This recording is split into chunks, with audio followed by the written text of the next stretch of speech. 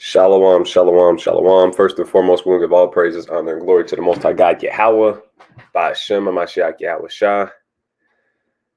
Man, so the title of this lesson is The Only God Can Judge Me Doctrine. We got the powerful brother Tajah, Shalom King. Khan, the water for the prayers. Khan, all praises to the Most High. So, it's not really much going on at the moment. So we had a few things going on, man. We have feast days. On feast days, usually if a feast day fall on the day that we do like breakdowns of lives, we usually relieve ourselves of that and we just celebrate the feast day. So we had a few feast days back to back. We went out of town last weekend, so I didn't do the lesson because we had to head out a little bit earlier than usual. So we ended up not doing the live last week. Just kind of getting out of rhythm. You know, once you get out of rhythm, it's kind of tough. It's kind of tough once you get out of rhythm. So, Lord willing, we can get back in the rhythm and doing our breakdowns on the Shabbat, on Saturday before camp, and hopefully we can get back in the rhythm and doing the Wednesday breakdowns too. And through the spirits, those was definitely good. But like I said, once you get out of spirit, man, it just gets tough. It gets tough. So, like I said, the only God can judge me doctrine is a terrible doctrine in my eyes because you have so many scriptural evidence that proves otherwise, right? That proves otherwise. So, without further ado, I'm gonna pull up my screen. Lord willing, some other brothers and sisters jump in here. But if not, I ain't got no problem breaking bread with my boy Ties. So let's pull up this. We got so many scriptures we can go to. I actually don't like how that's going. I'm gonna redo that. Share screen.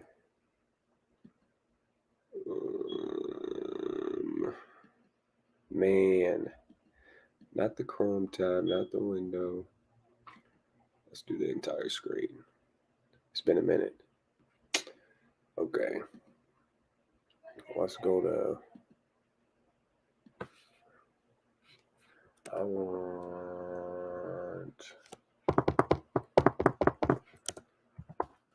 the Blue Letter Bible.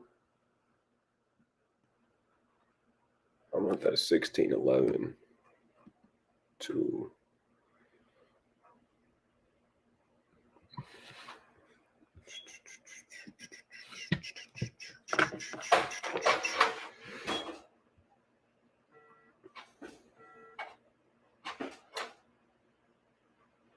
Appreciate it, bro.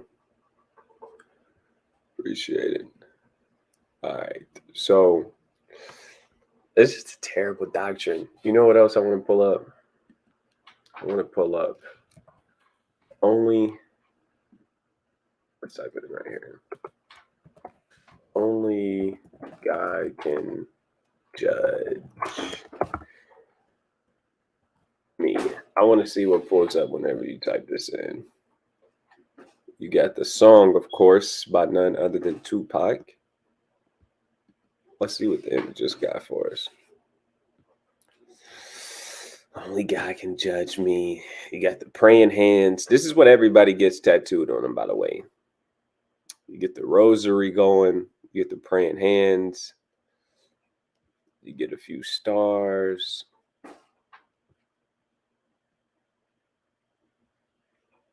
This is what you get when you type in only God can judge me. You get a lot of Tupac. You get tattoos. Only God can judge me. Only God can judge me. Only God can judge me. Only God can judge me. I actually haven't looked this up yet. It popped up in my head when I was thinking about what I was going to go over once I decided on this topic, but I haven't actually typed this in on Google. So this is my first time. I knew I was going to see this. I knew I was going to see Tupac. But I just wanted to show y'all and see what else pops up. Only God can judge me. So people get this tattooed on them frequently. You see more tattoos, more Tupac. More tattoos. More memes. So not only did Tupac say it, it looked like Jay-Z said it too. Only God can judge me, so I'm gone. Either love me or leave me alone. Hmm. This is nuts. This is nuts. More tattoos. Got the Edomite right here with the back tattoo. This is actually this is actually getting out of control. So this is why it's necessary for me to go over this lesson. And this really shouldn't even be like your first time hearing this breakdown. This should just be a reminder. And it's good to have them reminders. The brothers taught me that repetition is the father of all teachers. They say something on that wise. Repetition is good. So you might hear the breakdown before, but it's good to just hear it again. It really is. So here in a second, we're gonna go over some scriptures, and we're gonna explain how this right here is not true according to the Bible. No, it's not true according to the Bible. I'm gonna delete this. I actually want to get 16:11. Yeah, let's try this. I think that's the one I'm using. It's a red one. Yeah, this is the one I like right here. It's the one I want. Okay. So let me go back to StreamYard real quick. We still got Taj out in there strong. Operations the most out. Okay, bro. So check this out. When we go into the law, right? Actually, let's go to Leviticus. Let's go to Leviticus, classic chapter. Chapter 19. There's actually two laws in here that I wanted to pick up first. Let's see. I want 15. So this is the first law I'm going to grab. It says, ye shall do no unrighteousness in judgment. Thou shalt not respect the person of the poor, nor honor the person of the mighty, but in righteousness shalt thou judge thy neighbor. So we literally have a law from the Most High God. From the Most High God. Let's get the context. And the Lord spake unto Moses, saying, speak unto all the congregation of the children of Israel, saying to them, ye shall be holy, for I, the Lord, your God, am holy. So this is literally what he was teaching, what Moses was commanded to teach the Israelites. Look, whenever it comes to judgment, you can't do no unrighteousness. You can't respect people because they have money, or disrespect people because they poor, or vice versa. You can't honor the person of the mighty. Just because you have a matter and you got someone from a well-known clan or family or household, like let's say you got a man from the house of David, you can't honor him when it comes to judgment. You can't show him favor when it comes to judgment. You can't side with him just because he comes from the house of David. It says, but in righteousness shall thou judge thy neighbor.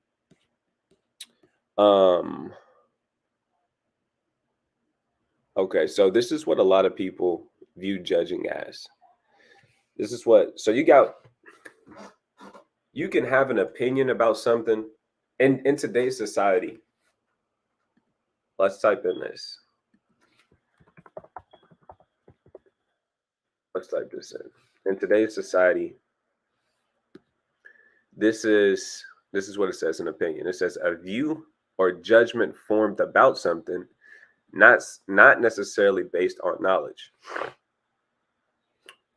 So that's what the definition says. An opinion is a view or a judgment that you have formed about a particular thing or person, but it's not necessarily based on facts.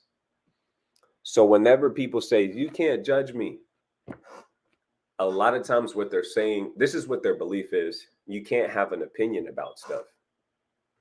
That's in a nutshell what they're saying. That's, if we're being completely honest, this is what they're saying, because they believe in judgment. That's why you have something called this right here. Let's type it in. I'll bring up another one because why not?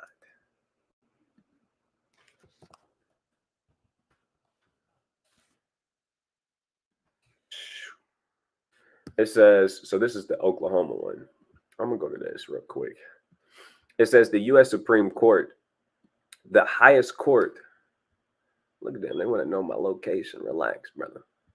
It says the U.S. Supreme Court, the highest court in the United States, is part of the judicial branch. The Supreme Court is made up of 9 judges called justices who are nominated by the president and confirmed by the Senate. The justices hear cases that have made their way up through the court system. All right, let's get some images. I actually want to read this real quick because I didn't read this. Let's see. The Oklahoma court system is different from all other states with the exception of Texas, and that Oklahoma has 2 courts of last resort, the Oklahoma Supreme Court and the Court of Criminal Appeals. These 2 appellate courts have specifically assigned jurisdiction. Okay, cool. I didn't know that. I didn't know they had it stuff different like that. Okay. Yeah, trial courts, courts of appeal. So this is what, whenever I think of judgment, this is what I think of. I'm not going to lie to you. This is what I think of. Whenever I think of judgment, I think of an actual jurisdiction, like a judicial system where you did a crime and now you're going to be sentenced with the judgment, where you're sentenced to a judgment, right? So when it comes to the Bible, the Most High made it very clear throughout scriptures that we were going to have judges and rulers over our people, and that we were going to have a Sanhedrin and a judicial system. All right, and we're going to pull up that Sanhedrin. Sanhedrin. It says the Sanhedrin. It says, hence, assembly or council was an assembly of either 23 or 71 elders, known as rabbis, after the destruction of the Second Temple, appointed to sit at a tribunal in every city in the ancient land of Israel. So we used to actually have something called a Sanhedrin. A Sanhedrin where we would have an assembly of elders come down and they would deal with matters. Let's see. I'm actually curious about some of these things that I'm seeing. Pharisees and Sadducees made up the Sanhedrin, the council of 70 men who made all the decisions for the Jews. The tiebreaker was the high priest, who was called the Nasi. In modern Hebrew, Nasi means president. Okay, see, I didn't know that. That's some information I'm going to have to look into. But let's get Judge. I think it's Deuteronomy chapter 1. Let's see. No. Let's get this real quick. I think it's 1 and 17 or something. Let's check it out.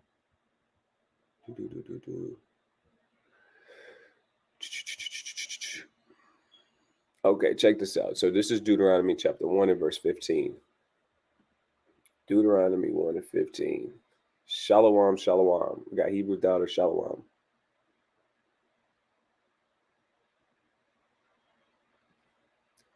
Con. So check this out. It says, so I took the chief of your tribes, wise men and known, and made them heads over you, captains over thousands, and captains over hundreds, and captains over 50s, and captains over 10s, and officers among the tribes. And I charged your judges at that time, saying, hear the causes between your brethren. So this is literally what God wanted for our people, is that we have judges over our people so we can hear the causes between your brethren. It says, and judge righteously between every man and his brother and the stranger that is with him. Ye shall not respect persons in judgment, but ye shall hear the small as well as the great. You shall not be afraid of the face of men, for the judgment is God's, and the cause that is too hard for you, bring it unto me, and I will hear it. So if the person actually came to me with the right understanding and saying, at the end of the day, it is God judging you, Because look, you're judging according to God's commandments. In a nutshell, like that, I would be like, you know what, bro, you're completely right. I give you that, and I understand where you're coming from, and that's true. But that's not what we're dealing with. That's not what we're dealing with. When we're dealing with a lot of people who are atheist Christians, people who act like they believe in the Bible and act like they know the Bible, but really deep down don't know anything about the Bible, who are void and lack a lot of understanding about the Most High God's law, statutes, and commandments. They'll say these statements like, only God can judge me. Why are you judging me?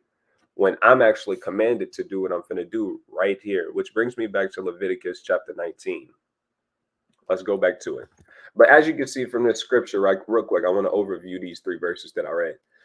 So verse 15, it tells you that he was going to take wise men who are well known among you. He's going to make them leaders and put them as captains over tens, captains over hundreds, captains over 50s, captains over thousands, so forth and so on, right? He's going to put some order into it. Verse 16 says, I charged your judges at that time to hear the causes between the brothers, and you must judge righteously between your people. You must judge righteously. Whether he comes from a distant land, whether he's from the tribe of Asher and he ends up in the tribe of, or in the land of Naphtali, you still have to judge them righteously, right? So that's what it means when it says, and the stranger that is with him. It says, and also whenever you have a matter between, because the law is perfect. We lived in a time where we actually had possessions. Our possessions would include men and women from different nations. What if something happens between someone like that? You would still have to judge righteously, right? According to the law. It says, you shall not respect persons in judgment, but you shall hear the small as well as the great. You shall not be afraid of the face of man, for the judgment is God's. And the cause that is too hard for you, bring it unto me, and I will hear it. So you're making these judgments. You're dealing with brothers. You're dealing with cases. Like this brother did this. This brother stole this. This brother actually had this for this long. We got to actually deal with these, right? This brother broke my leg. Now I got to do this. What should I do? Have mercy? No, I'm going to take him to court. I'm going to take him to, we're going to get this settled out in court. You'll see this a lot of times with our people. And I'm going to take you to some more scriptures that's going to justify what I'm saying here in a minute, right? We're going to go to the New Testament. I'm going to show you how it became a common thing where we would take each other to law or to court and we would try and persecute them, right? Our brothers. Right. And that's why Paul speaks on a certain wise. He speaks on these kind of matters because this is what was going on with our people. Right. But if it was a matter that was too hard for a judge, he would elevate it to the next judge. If it was too hard for him, he'd take it up to the judge who was over 1,000.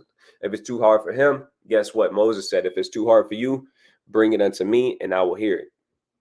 So this already, knowing the law, statutes, and commandments already puts them at a disadvantage when it comes to this doctrine because we actually know the law a little better than them, right?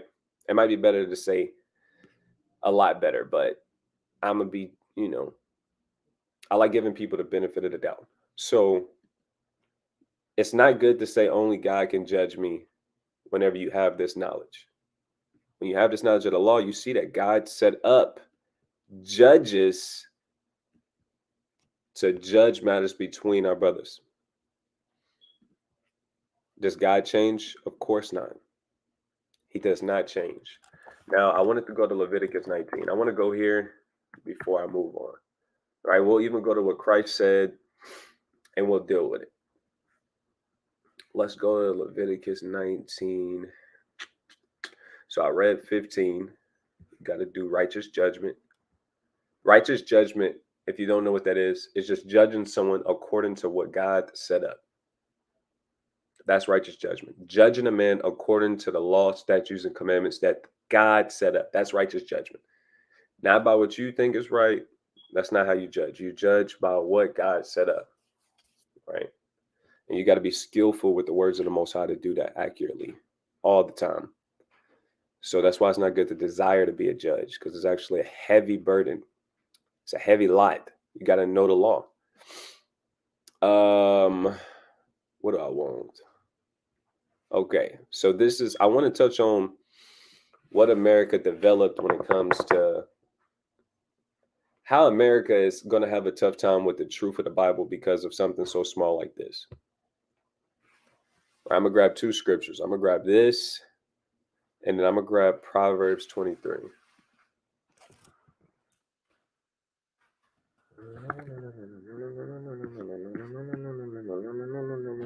Okay, I don't use this a lot, so bear with me.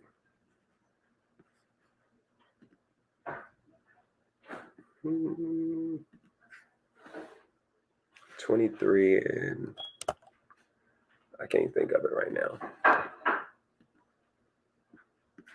23 and it'll come to me in a second. All right, going back to Leviticus. It says, I'm at Leviticus 19 and 17. It says, thou shalt not hate thy brother in thine heart. Thou shalt in any wise rebuke thy neighbor and not suffer sin upon him. So we're actually commanded by the Most High God. If you see one of your brothers doing something that they should not be doing according to the law, it says, thou shalt in any wise rebuke your neighbor. You know what that means? That means you have to correct your neighbor according to the Most High God.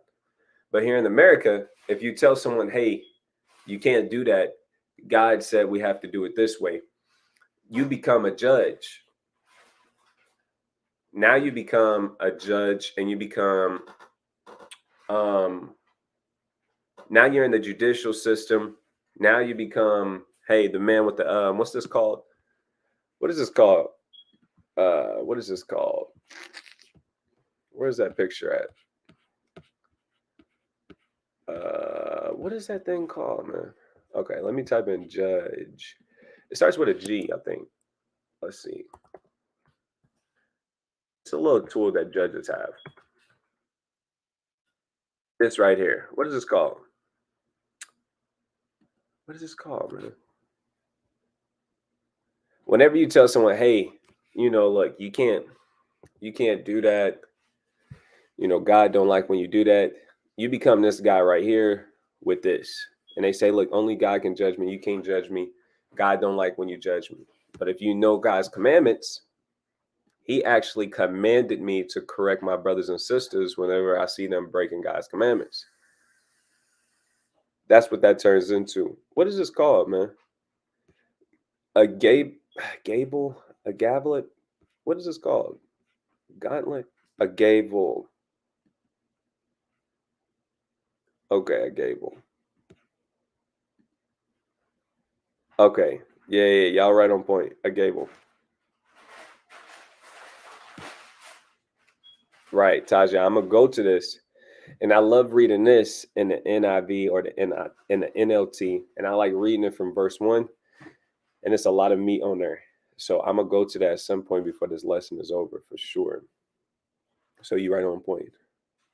Look, if I see my brother doing something that's harmful to himself, harmful to our people, if I go over there and say, hey, King, look, let me show you this real quick. This is why we shouldn't do this. Like, I give him the wisdom behind it. Look, King, it's not good if you put on skirts and dresses because God said so first and foremost. And think about this. This can stir up confusion in our nation. Look, this is the effect it can have on your kids. And look, we got to be able to discern between men and women. Look, this is out of order. I can give them the understanding. Why does it make me a judge, brother? I'm not judging you. I'm your brother. I'm your brother. I'm just telling you what's right and what's wrong according to the Most High God, according to his eyes. I didn't sentence you with any judgment. I didn't say, look, brother, now you got to go into prison for 30 days. I didn't say, look, brother, you got caught wearing a skirt and you a man. Now you got to go to prison for 3 months because you wearing a skirt. I'm not a judge. I didn't do that to you. I didn't do that. So if you want to say like, no, only God can judge me. Look, we gotta figure out what do you mean when you say that? Because a lot of times in America, people gonna say, look, if you have an opinion, you judging. You already judging already. Look, it's okay to have opinions. That's not a sin according to God. There's nowhere in the Bible where it says, look, you can't have an opinion. If you have an opinion, look, that's sin. That's not in there, unless brothers can show me that. But the Most High didn't design us to be like that. Like I said, if you got scriptures on it, bring it out. But I'm commanded to rebuke my brother. So I think it's 23 and 10. It's not. Let's see. 23 and this is bad because this is a classic. 23 and okay, let me just type it in. Correct way of life. Let's see if it moving slow. Bear with me. Should be Proverbs 23. Okay, let me type it in on my phone.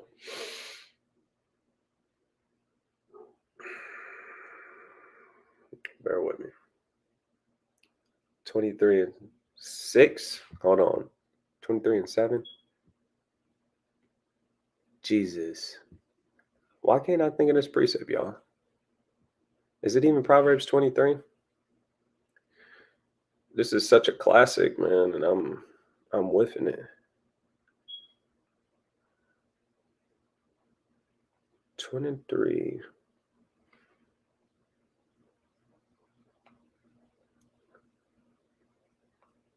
This is nuts how I can't remember this classic scripture. Y'all probably know what I'm talking about.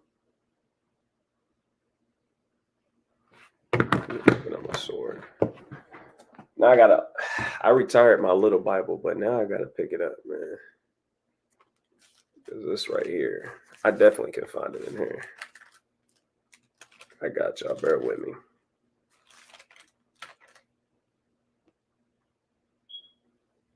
Shoot, maybe not.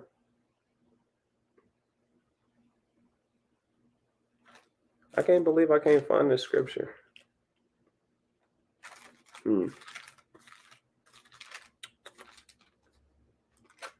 The law is a lamp. Maybe if I type it in that way.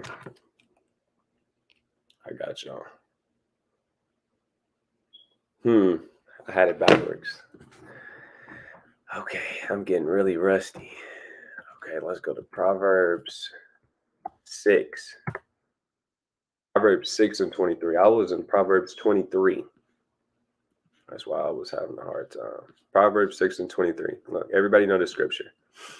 For the commandment is a lamp, and the law is light, and reproofs of instruction are the way of life. I typed in correction. Okay, I see now. I'm just getting rusty, man. It says, for the commandment is a lamp, and the law is a light. So anything, when you walk into darkness, you hit your toe on the couch, you kind of searching with your hands because you can't see with your eyes. You got to use your other senses. It's easy to fall into something that's harmful and hurtful whenever you walk in darkness. But whenever you got the commandments, whenever you got the law, you got a lamp and you got a light, and you can see which way is you're supposed to be going. So that's what's so beautiful about the law, statutes, and commandments. That's why I always tell brothers, when in doubt, just keep the commandments. You're uncertain about a certain doctrine. You're uncertain about some philosophy. You're uncertain about, is this really the truth? Because look, we only mortal men. We only men and women. We children. Our mindsets, we meditate on things that we ought not to. When in doubt, this is what saved my life. Plenty of times. This one proverb that I came up with. Anytime I'm in doubt, I'm not going to overthink it. I'm not going to get caught up on it because I want to endure. I don't want to fall out of the truth. You know what I'm going to do? I'm going to just keep the commandments. And the commandments is a lamp, and the commandments is a light. So eventually I come back to that path and I find out what I'm supposed to be doing. Okay, cool. Over time, hey, look, it might take 6 months. It might take 3 months. It might take 5 months. It might take a year. It might take 3 years for you to get the answers that you really wanted. But my experience with being in this truth, over time, I had certain questions about certain things that Paul said, certain prophecies, certain mysteries, certain proverbs I couldn't even understand. But over time, when I kept keeping the commandments, I got the understanding. So that's my The proverb that I always tell people: when in doubt, just keep the commandments, bro, and then everything else gonna come. Everything else gonna work out. But the real reason why I went to this verse, it says, "Reproofs of instruction are the way of life." If getting corrected, this is the wisest man that hit the scene. He said, "Reproofs of instruction are the way of life." What that means is getting corrected is the way that you live your life. That's what he's telling us. That's what Solomon, King Solomon, the preacher, that's what he said. Reproofs of instruction are the way of life. Why am I beating this point up? It's because when people don't like to be corrected in America, they say, look, you can't judge me. And that's why you're going to die. That's why you're in a dead estate. That's why you're spiritually dead. That's why you can't see. It's because you don't like correction. You try and tell a gay person what the Bible says, and they're going to block you completely out. They don't want to be corrected. They don't want to be corrected by the Most High God's words. And now all of a sudden, you're judging them, and you're sentencing them to some kind of judgment. But that's not the truth. You're just like, hey, bro, why are you gay? You know, you're not supposed to be gay. God don't like that. That's off. And now you say, look, you can't judge me. Only God can judge me. But that's not true. As your brother, I'm supposed to hold you accountable and correct you and reprove you according to the law. And that's how you live. That's how you're supposed to live your life. Brothers don't want to be accountable for their actions. Right? So I want to go to John, but I really want to go to this 1 Corinthians since the brother already pulled it out. 1 Corinthians chapter 6. Now let's go to the NLT. So check this out. I'm going to start from verse 1 in the NLT. It says, when one of you has a dispute with another believer, how dare you file a lawsuit and ask a secular court to decide the matter instead of taking it to the other believers?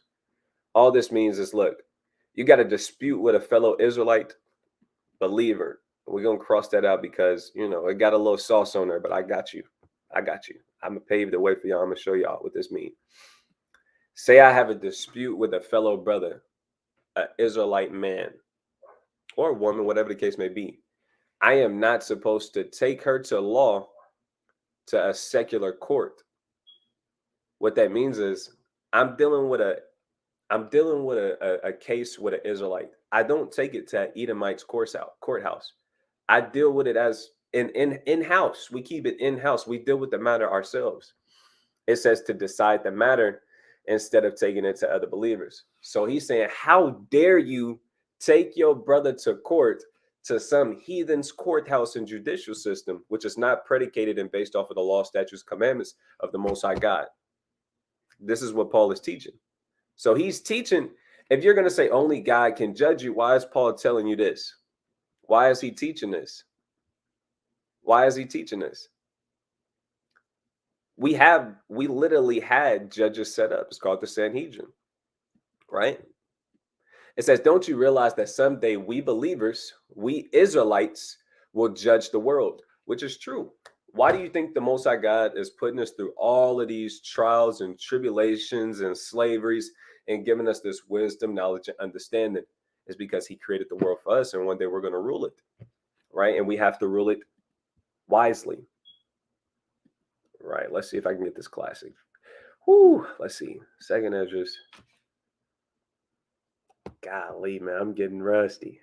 Chapter 6. Oh, man. Let's get the last verse. Let's see real quick. This is not good, man. I used to be super sharp. Okay, we usually start at 2 Esdras 6 and 54. Everybody should know this. This is a classic. If you don't, I'm going to skim over it just for the sake of it, right? Because I'm getting rusty. That's why I'm going to skim over it because I'm rusty and because it's a good reminder. It says, after these, Adam also, whom thou madest Lord of all thy creatures, of him come we all, and the people also whom thou hast chosen. All this have I spoken before thee, O Lord, because thou madest the world for our sakes. As for the other people which also come of Adam, thou hast said that they are nothing, but be like unto spittle, and hast likened the abundance of them unto a drop that falleth from a vessel. So he said, look, everybody come from Adam, right? That's when these things really start being taken note and being recorded. You got scribes. Look, Moses got this breakdown. He got this information. The chosen man, Adam. Everybody comes from Adam that's on earth right now. Even the people that thou hast chosen, right? So you got the chosen people, and you got people that God did not choose. It says, like I spoke this before, it says, "O Lord, because thou madest the world for our sakes." The Lord made the world for our sakes, for the people he chose. Right? When you read Isaiah chapter 44 and verse 1, he said he chosen Israel. Right, let's grab it real quick. Let's see. Let me grab this real quick. All praises to the Most High, man. So we're gonna get Isaiah 44 and verse 1. All right, you see this all throughout the scriptures. Yet now hear, O Jacob, my servant, and Israel, whom I have chosen. Right, just to back up what I said, the Most High God always chose Israel. It says, as for the other people which also come of Adam, thou hast said that they are nothing, but be like unto spittle, and has likened the abundance of them unto a drop that falleth from a vessel. See, this right here is such a classic, man. This is, you got to know these scriptures. You got to know these classics. He said, the people that are not chosen, they're nothing. Right? They serve their purpose. You know, I love them for, serving their purpose. I created them to be, extras. So, that's that. But a sincere love like I have for the children of Israel, it can't even compare. It can't compare because that's not what the Most High designed them for.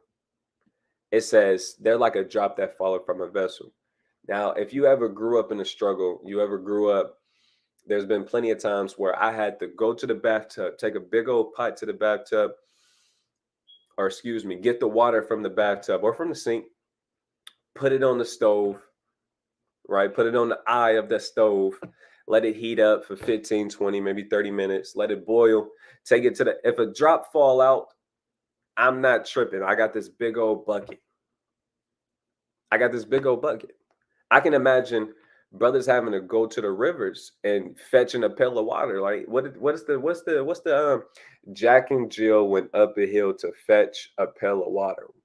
What did it say? Jack fell down and broke his spine, and Jill came tumbling after. It's been so long, I might have remixed that. Do people know what I'm talking about? I'm definitely not that old. I know y'all heard that saying. Jack and Jill went up the hill to fetch a pail of water. Look, if you fetching a big old pail of water, if one drop fall out of the bucket, then there's just gonna be that. Because I ain't turning around and fetch this little drop that fell out and hit the dirt and already got absorbed by the earth. Right? And that's how the Most High gotta look at them. They like a drop that falleth from a vessel.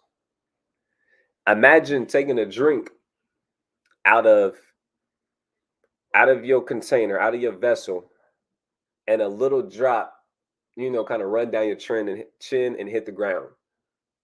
No one cares. It's already gone. It already got absorbed into the earth. You got to keep pushing. And I got a whole bunch of more water. That's how the Most High God deal with them. It says, and now, O Lord, behold, these heathen, which have ever been reputed as nothing. So these heathen, they have always had the reputation of being nothing. It says, and they have begun to be lords over us and to devour us. All right, so this is that old 1611. So they use a V for a U a lot of times. It says they have begun to be lords over us and to devour us. But that's what the truth is. These heathens who are reputed as nothing, they always had this reputation as not being like the Israelites. This is what the Most High God views them as. They just not the Israelites. They not him. But they begin to be lords over us, and they begin to devour us. It says, but we thy people, whom thou hast called thy firstborn, thy only begotten, and thy fervent lover, are given into their hands. So yes, we were given into the hands of our enemies for disobedience, which we all know on this chat. It says, if the world now be made for our sakes, why do we not possess an inheritance with the world? How long shall this endure?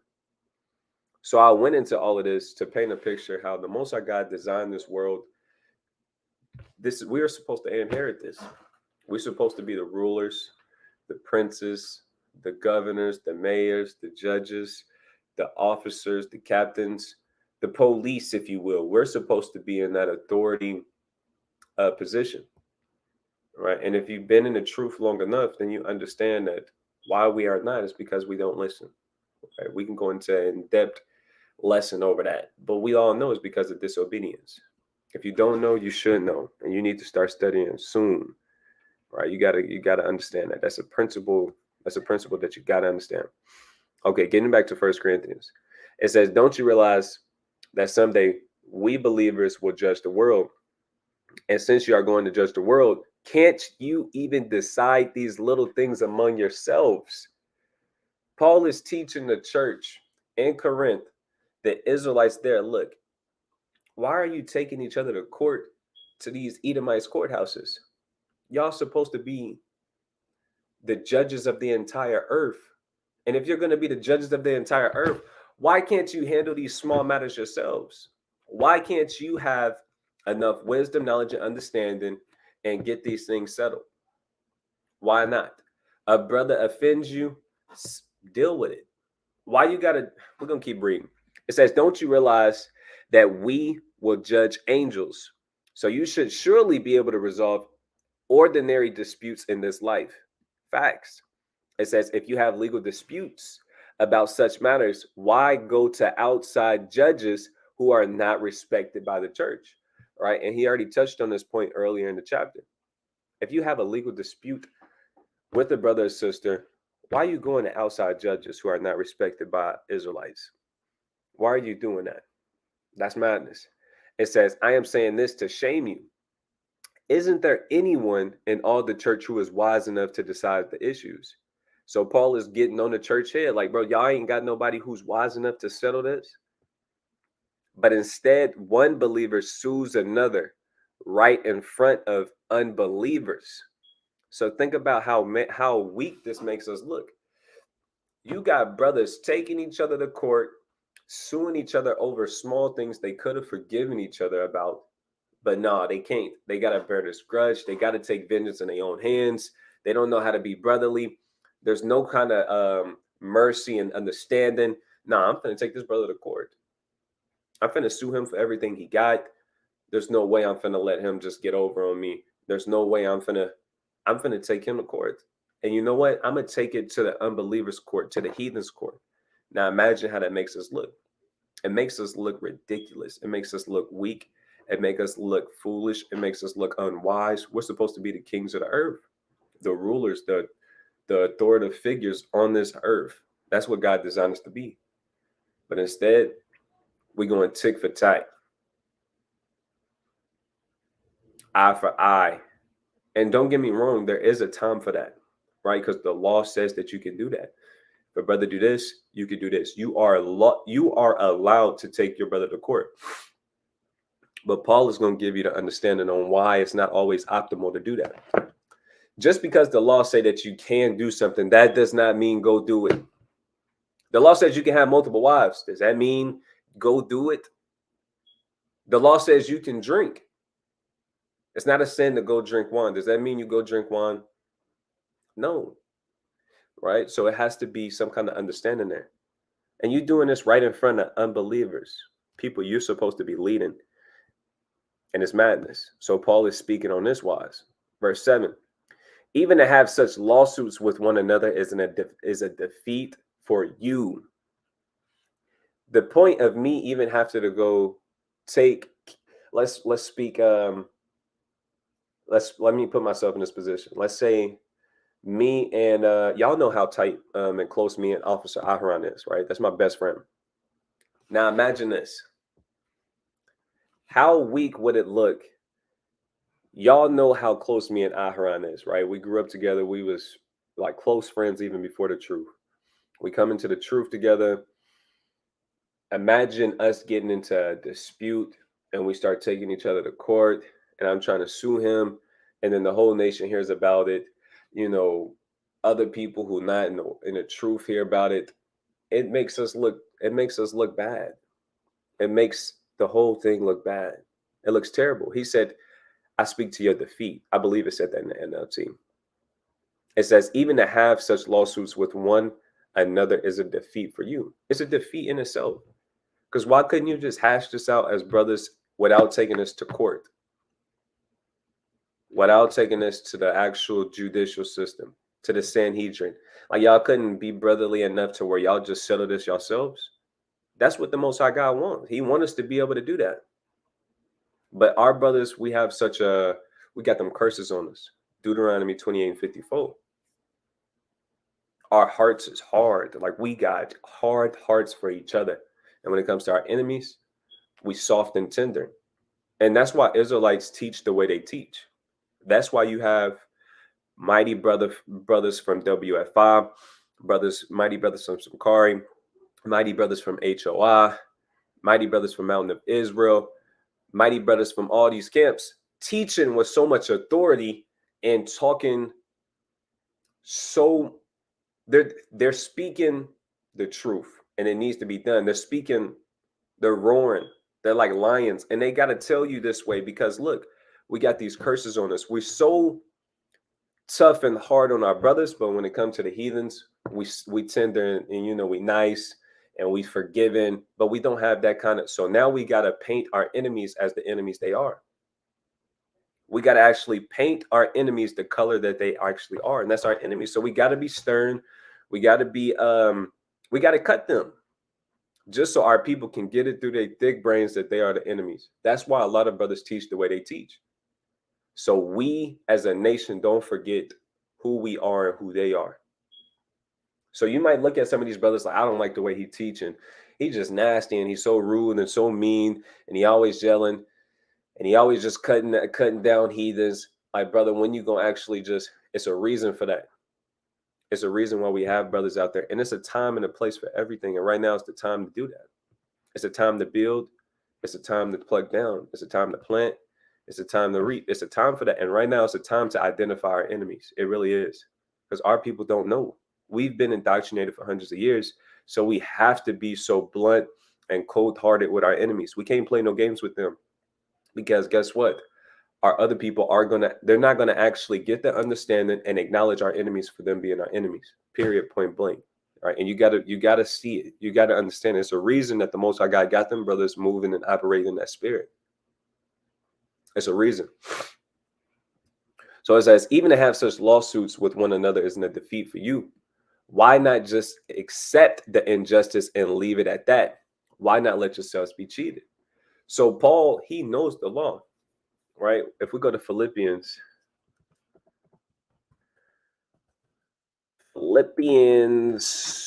chapter, I want to say 2. Let's see. What am I looking for? Philippians 2. I want where he said he's blameless. All right, let me check my Bible. Because I don't know it by heart, so bear with me. Bear with me. We got Philippians chapter 3. Let's see.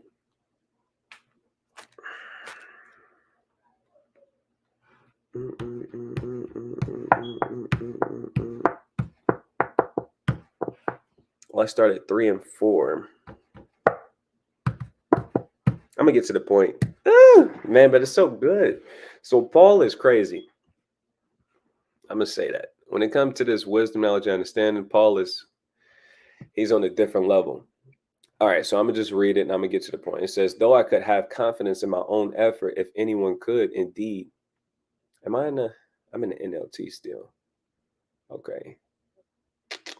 How do I want to do this? All right, I'm gonna just go to the KJV right here.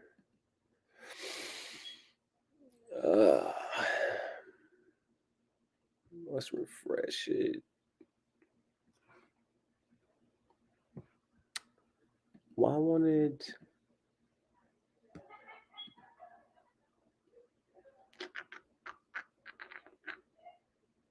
Okay, I'm gonna have to go through it this way. Bear with me, please, Baba Kashaw.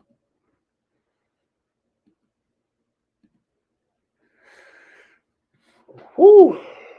All right, look at how crazy Paul is.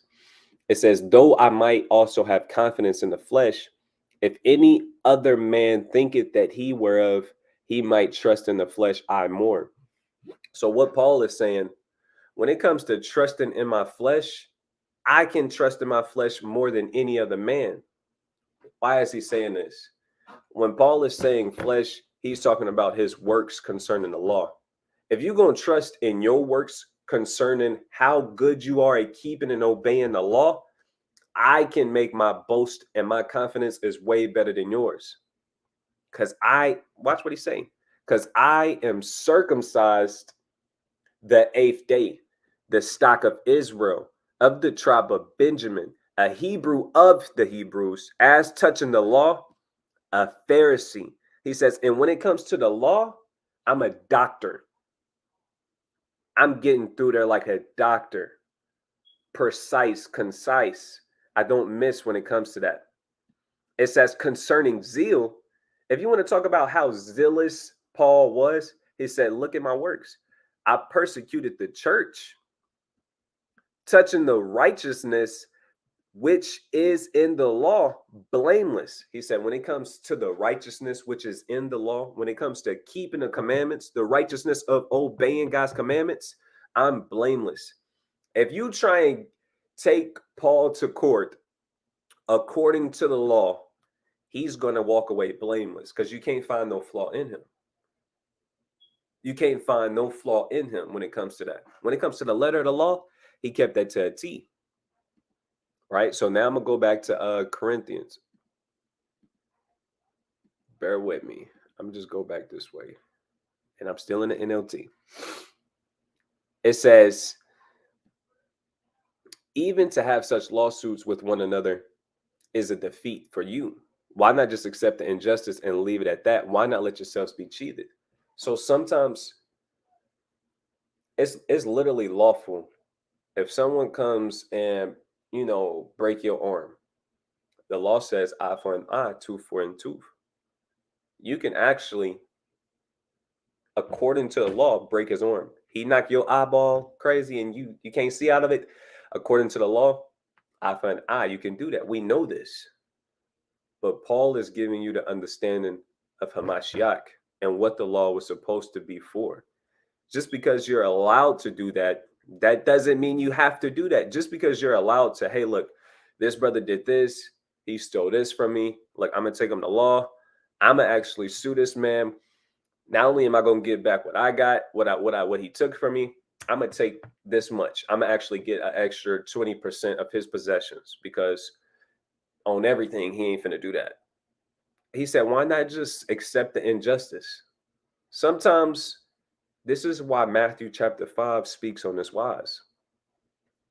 All right, let's teach a little bit more. So a lot of people think that Matthew 5 is where Christ came with a new law. And we as sons of Jacob don't believe that. We're going to go to what verse?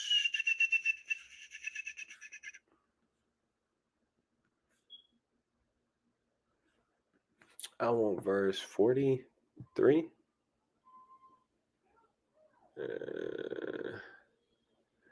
Maybe not 40. Let's see. Okay, this is what I want. 38 and 39. I actually might read down to 40. This is perfect. So Matthew chapter 5 and 38. Ye have heard that it have been said, an eye for an eye and a tooth for a tooth, because that's what the law says. And it still says that. But Christ is saying unto you that ye resist not evil. What does it mean to resist not evil? If someone has intentions of doing evil to you, sometimes it's better to not resist it. Sometimes it's better to just allow them to do that. Right? The same thing that Paul just taught right here. Let's go back to it real quick. Why not just accept the injustice and leave it at that? Why not let yourselves be cheated? And the book of Proverbs speaks on why you could just leave it at that. Let me see if I can find it. All right, then we're gonna go to Romans because there's a precept in there. Okay, it might be better because I know where the one at in Romans. Line upon line, here a little, there a little. So I wasn't actually planning for this lesson to actually turn into this, but all right, we're gonna try not to quench the spirit. We'll quench not the spirit. So we're gonna give Romans. We're gonna get Romans. I'm gonna pull it up right here. All praises to the Most High. This is what discernment looks like. You got to be able to discern. You got to know what's the right move. You gotta actually be in tune with the law, statutes, commandments, and with the spirit of Abba. For real. That's for real, for real, for real. Can't make this up. We're gonna start at 18, actually. Okay, let's just do it this way. Let's see. Okay. If it be possible, as much as lieth in you, live peaceably with all men. Dearly beloved, avenge not yourselves. So whenever a brother does something, we got such a Paul has to teach this way because we have a big old cloak over our eyes where we can't even be brotherly with each other, where we don't even know what real love look like. We don't even know how to give place to the law no more. We don't know how to give place to the Most High God's judgments no more. We trying to take it into our own hands, right? When vengeance is supposed to be of the Most High's, and everything has a balance. Everything has balance. It says, avenge not yourselves, but rather give place unto, it says, but rather give place unto wrath, for it is written, vengeance is mine, I will repay, saith the Lord. It's already written. I believe that's written in Nahum. I know it is a precept in Nahum that say that. All right, I might have to grab that. It says, but rather give place unto wrath, for it is written, vengeance is mine, I will repay, saith the Lord. Yeah, that's definitely Nahum. It says, therefore, if thine enemy hunger, feed him. And mind you, this is talking about your brother. All right. And I'm going to show you how this is talking about your brother because it goes back to the proverb on which Solomon spoke of. It says, therefore, if thine enemy be hungry, feed him. If he thirst, give him drink. For in so doing, thou shalt heap coals of fire on his head, and be not overcome with evil, but overcome evil with good. So why is Paul teaching on this wise? First of all, this is not a new thing that Paul came up with himself. This is not a new thing that Christ came up with himself. This is already spoken of. This is already in the law. This is already in the Proverbs. This is already spoken of by our forefathers, right? Check this out. We're gonna go to Proverbs real quick. I want to check Nahum real quick and make sure I gave y'all the right information because I said it's in Nahum chapter 1. It says, God is jealous and the Lord revengeth. The Lord revengeth and is furious. The Lord will take vengeance on his adversaries and he reserveth wrath for his enemies. And I believe that's what Paul was quoting. Nahum 1 and 2. All right, anyways, going to the proverb. Going to the proverb. Watch this. I want to see if y'all actually knew that this was in the Proverbs. Because Paul just said, if your enemy is hungry, feed him. If he's thirsty, give him drink. Because in doing so, if he's just being evil while you're being good, the Most High God, He's gonna come tear him up. He's actually making his situation worse. But let's see what the Proverbs say. Proverbs chapter 25, verse 21. Look at this. Did Paul bring this up by himself? Is this because, look, Christ came with a new law? No. This understanding has been here. It says, if thine enemy be hungry, give him bread to eat. And if he be thirsty, give him water to drink. For thou shalt heap coals of fire upon his head, and the Lord shall reward thee. So if you're being brotherly, when a brother is not, and he's being wicked, he's being evil, he's being mischievous, he's trying to overmaster you, he's trying to do wicked things that the law says that he should not be doing. He's trying to take advantage of you. Imagine if you didn't resist the evil. Imagine if you were just like, okay, bro. Because a lot of people they try and get over on you, and you can see it because you're not a fool. You wasn't born yesterday, so you see, and you kind of already been watching the person. It might be a family member. It might be somebody who in the truth. It might be someone out of the truth. But you're aware that they're trying to use you and abuse you and just, get certain things out of you or pull on your heart and try and make you feel this way. They're trying to overmaster you. Sometimes it's more appropriate to not resist the evil. That's what Christ spoke on. He said, resist not evil. It says, you have heard that it have been said, eye for an eye, tooth for a tooth. But I say unto you that ye resist not evil. Why not just allow them to do it? Like Paul said, why not just accept the injustice and leave it at that? Why not allow yourselves to be cheated? Right? He might be thinking he working you out of $20, or he really got it going on and he just know you so well. But really, it's the Most High God's spirit working inside of you, where you just say, bro, I got you. Don't even worry about it. You just don't resist the evil sometimes. Is this applicable to every situation? No. And that's what Christians don't understand. They will apply this or say they apply this and forget about the law. Because in some situations, it's not always optimal to do this. Sometimes it's better to go to the law and say, look, bro, you did this. Like, we got to do this because it's going to be better for that brother. You want to see your brother get to the kingdom? Look, bro, sometimes it's better to look, bro, you can't do that all the time. You're not going to get away with this. This is a teaching moment for you, bro. That's the only reason why I'm doing this. Because I really don't mind giving you what you asked for. But what you're trying to do is misuse your brother. You're not really showing brotherly love. So look, I'm going to take you to law. I'm going to show you that you can't get your way like that. You got to actually be sincere. So this is where understanding comes in. And that's why Christ taught on this watch to give us that balance. Like, sometimes it's good to just not resist the evil. Let it happen. Why? It says, but whosoever shall smite thee on thy right cheek, turn to him the other also. When Christians see this, they take this and run with it, and they forget all about the law, statutes, and commandments. They forget about everything else that Christ taught. They forget everything else that Paul taught, because I'm going to take you to a situation where Paul, he does not just let you get away with being wicked, right? He even taught the churches. Mind you, Christ taught Timothy. Right, I'm gonna take y'all to it in Corinthians. I'm gonna take you to one chapter before this right here. So you got 1 Corinthians 6. I'm gonna go to 1 Corinthians 5, and I'm gonna show y'all something.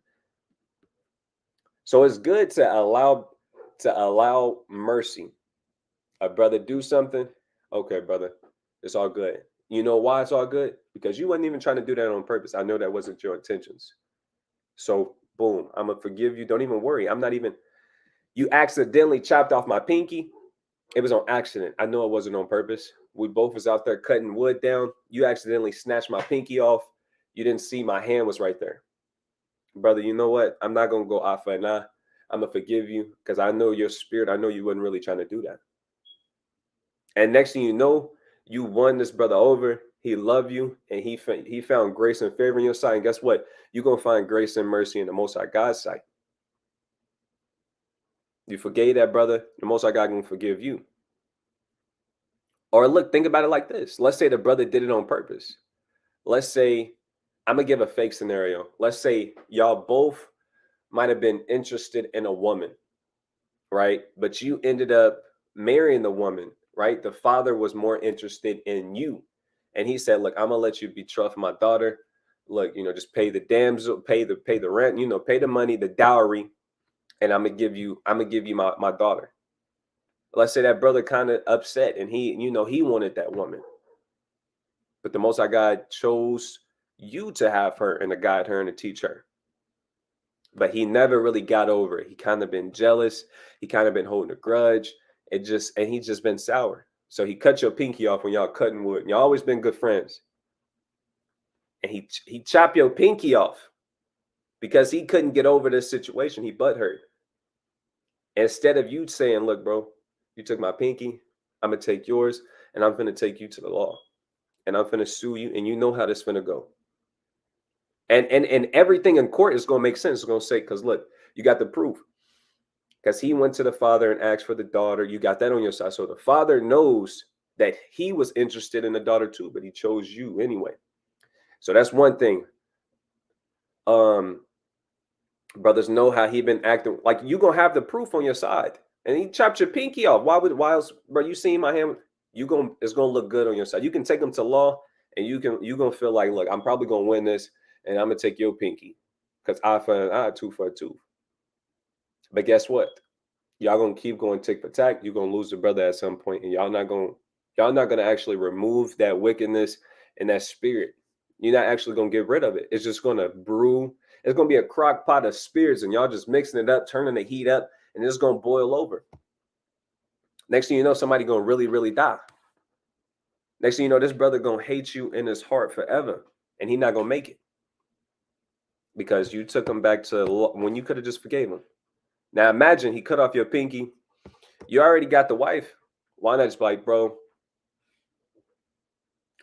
you cut off my pinky, and you pissed about it. But you know what, bro? I'm gonna have mercy on you. Don't even worry about it.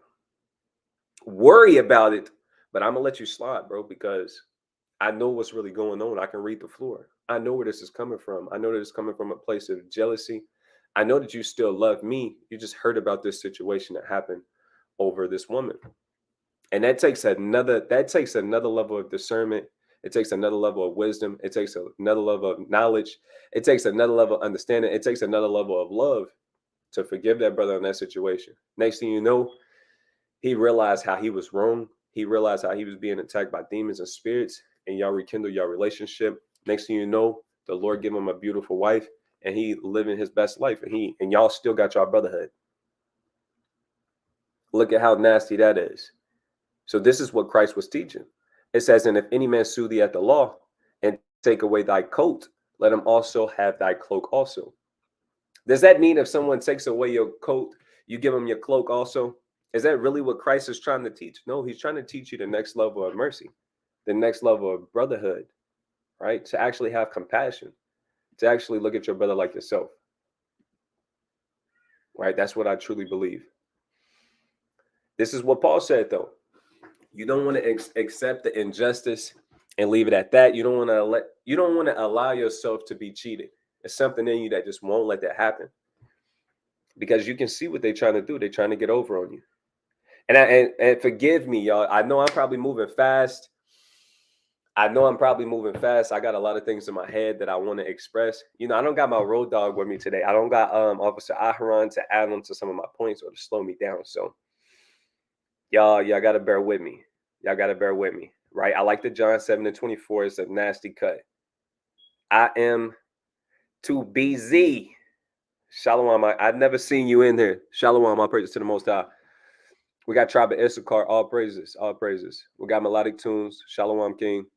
Okay, we got y'all chopping it up in the chat. Okay, we got the sister in here. We got Hebrew daughter in here. All praises to the Most High. It's so good to see y'all again, man. So we've been out of rhythm, but you know, we still in the truth. We still enduring. So all praises to the Most High. Y'all in here chopping it up. All praises to the Most High. All praises to the Most High. I'm kind of seeing what's going on. Con.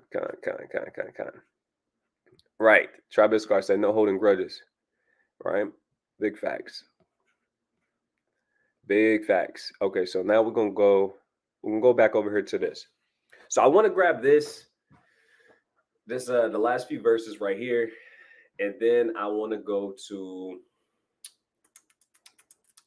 probably 1 Corinthians 5. I do want to grab John 7:24. I also want to grab Matthew chapter 7, because people try and use that.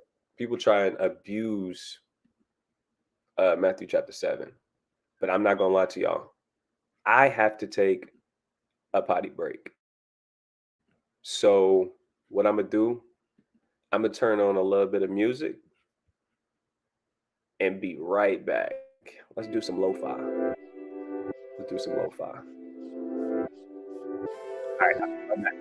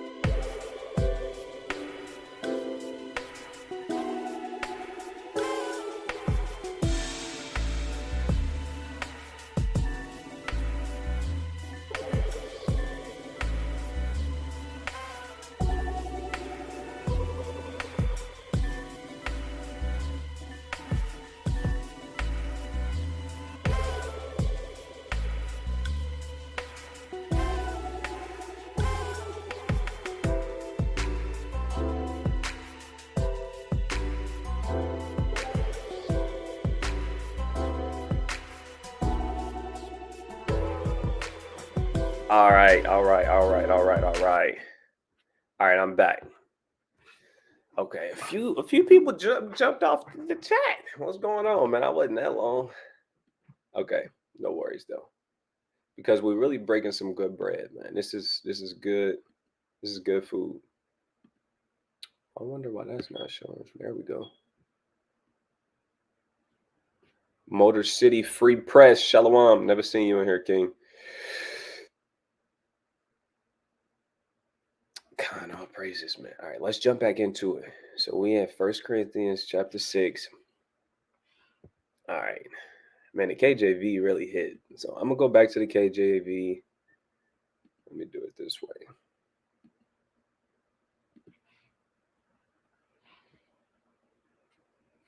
Let's do it.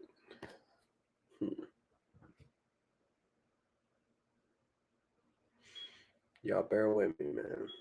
It's taking forever to load.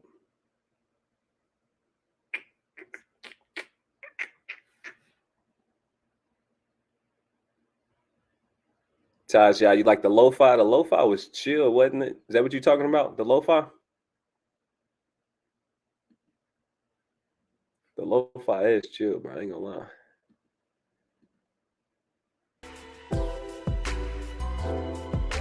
Let's see. Can I turn it down just a little bit? Okay, I can. Okay, that's too low. Okay, facts. All right, that's smooth. I still sound good. Taja. Do I still sound good, Taja? Shalom, the Most High brought me here just in time since I found trouble with Matthew 7. Okay, kind. I was still deciding if I was going to squeeze that in here, but I'm gonna squeeze it in there for you, Shawab. Shawab Awar. Tell me what your name means, Baba Kasha. It says, like word, as soon as it hit my spirit, I clicked this live, and you was talking about clearing that Matthew 7, call Allah Yahweh Shem Mashiach Yahushua. Okay, kind. Okay, tell me what your name mean, King. And I am going to get to that. The only reason why I'm not going to go to it is if my Wi-Fi crash or something like that happened, but it's definitely in my plans and intentions for you, bro, so I can help you deal with that. Taja, he said, you can hear me, everything sound good. Okay, all praise to the Most High. Everybody here who's supposed to be here. So we in the KJV. I'm gonna finish this up, and maybe I'll go straight to the Matthew. We'll see. We'll play it. We'll go off the spirit. It says 1 Corinthians 6 and 7. Now therefore, there is utterly a fault among you, because ye go to law with one another. Why do you not rather take wrong? Why do you not rather suffer yourselves to be defrauded? So you're like, why don't you just accept someone mistreating you? No, you can't allow that. You can't allow anybody to play you or to get over on you. It's not gonna happen. So you know what? I'm gonna get them back. I'm gonna take them to law. We're gonna go to law, and I'm gonna take you to court, to the Edomites' jurisdiction, to their courthouse. Because that's what our people was doing in the time of Corinth. And we still do it today. Right? It says, nay, ye do wrong and defraud, and that your brethren. So he's saying, no, you gotta go do this to your brother. It says, know ye not. So Paul is finna comfort you. He's finna comfort you. He said, know ye not that the unrighteous shall not inherit the kingdom of God? So Paul is like, look, bro, you don't gotta get your brother back, because you know that the unrighteous are not gonna inherit the kingdom of God. He said, be not deceived, neither fornicators, nor idolaters, nor adulterers, nor effeminate, nor abusers of themselves with mankind, nor thieves, or covetous, nor drunkards, nor revilers, nor extortioners shall inherit the kingdom of God. And he's giving you confidence in this. You don't have to go get your brother. You don't got to go prove your point and show him how you knew how he was scheming on you or how he did this. You don't have to. Because whenever you give your brother who's hungry food, whenever you give your brothers who's thirsty drink, and you show brotherly love even when they not, guess what? You're going to be rewarded for those works by the Most High God sevenfold. And on top of that, they're going to get a heavier judgment for defrauding you. Right? That's how. So Captain Jeremiah, my father-in-law, I give a lot of credit to him, because He might be rude in speech. He might not be the most eloquent or most well-spoken, but when it comes to spiritual maturity, he's on a higher level. I kid you not. I'm so glad that I get to watch him. Y'all don't have the pleasure of watching Jeremiah how I do, because his breakdowns are beautiful. They really are. But y'all don't get to see the best part.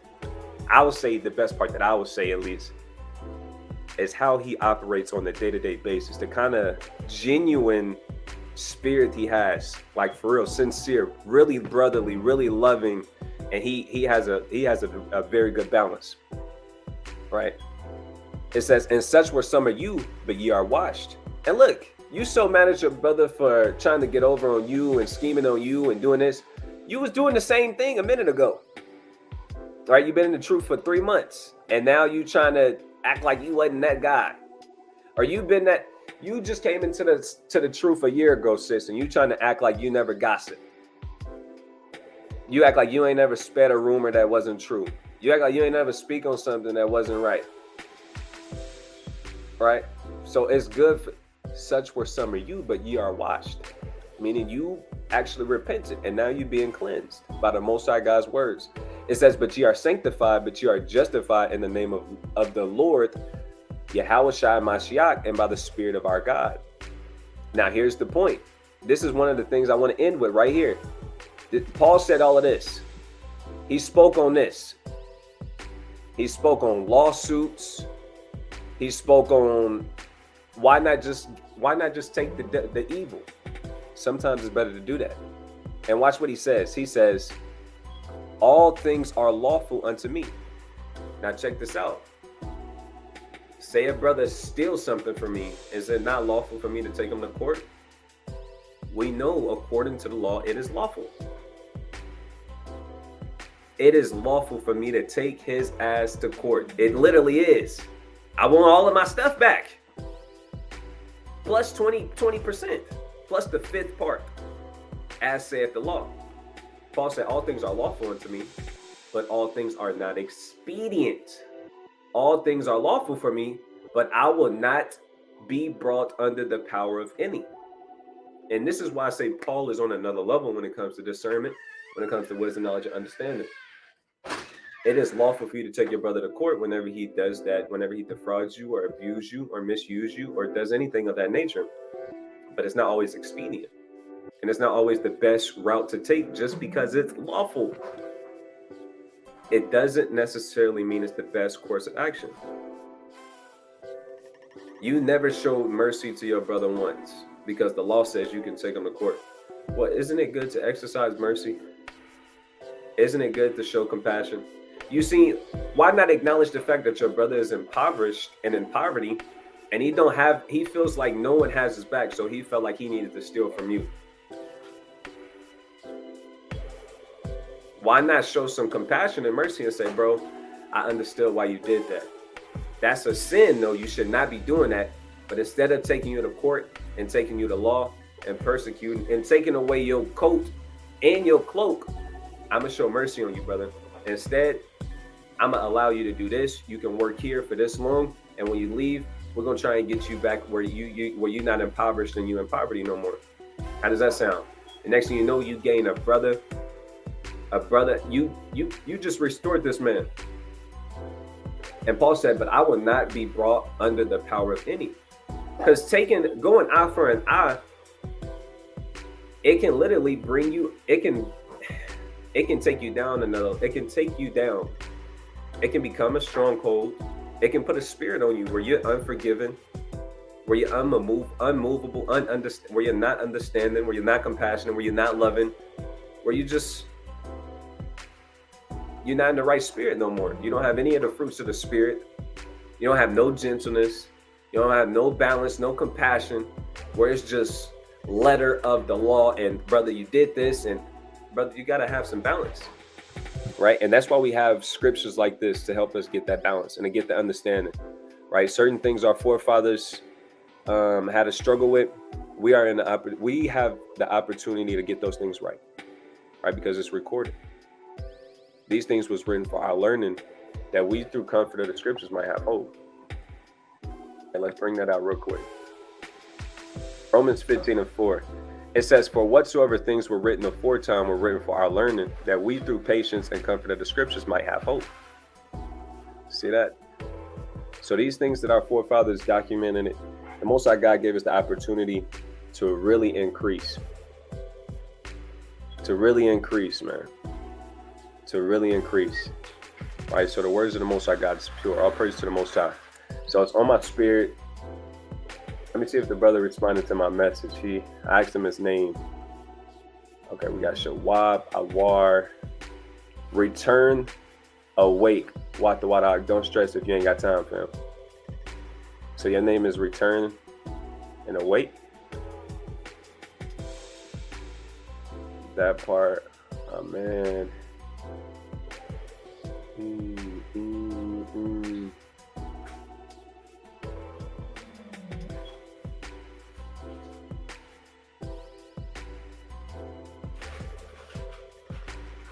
All praise to Most High. How do you say your name? You got in the message Abanga. That sounds like some West African kind of, because I be listening to Afro beats, man. Them songs, them brothers be fire. They be coming with some vibes. I be hearing them kind of move. Like the beats, I'm for real, be getting me through sometimes. Like I don't listen to a lot of like rap and hip hop. I'm kind of getting off subject. All right, we'll talk about that after class. All right, let's get back to it. I was finna get into it. All right, let's go to Matthew 7. Judging others. Right, so we got to deal with this. So this is actually in red writing. Right, this is in red writing. It says, judge not, that ye be not judged. So first off, when Christians get a hold of this, it's over with. They not hearing the breakdown. They not coming with nothing else. They got a hold of this. When you say you can judge people, and they say, no, you can't. Only God can judge. And then they pull out Matthew 7. And if you don't have no understanding, you're going to get hemmed up, yanked up, and you're going to be looking stupid. I think it might have happened to me before. So I actually had to get my knowledge up. It says, judge not, that ye be not judged. So we're going to actually deal with this. Why would Christ say, judge not, that ye be not judged? Why would he say that? Does that literally mean that you can't correct your brothers if they're doing something wrong? Is that what it means? Now I'm going to put up this right here so I don't forget. I want to go to it. I want to go to 1 Corinthians 5. Get back up. 1 Corinthians 5.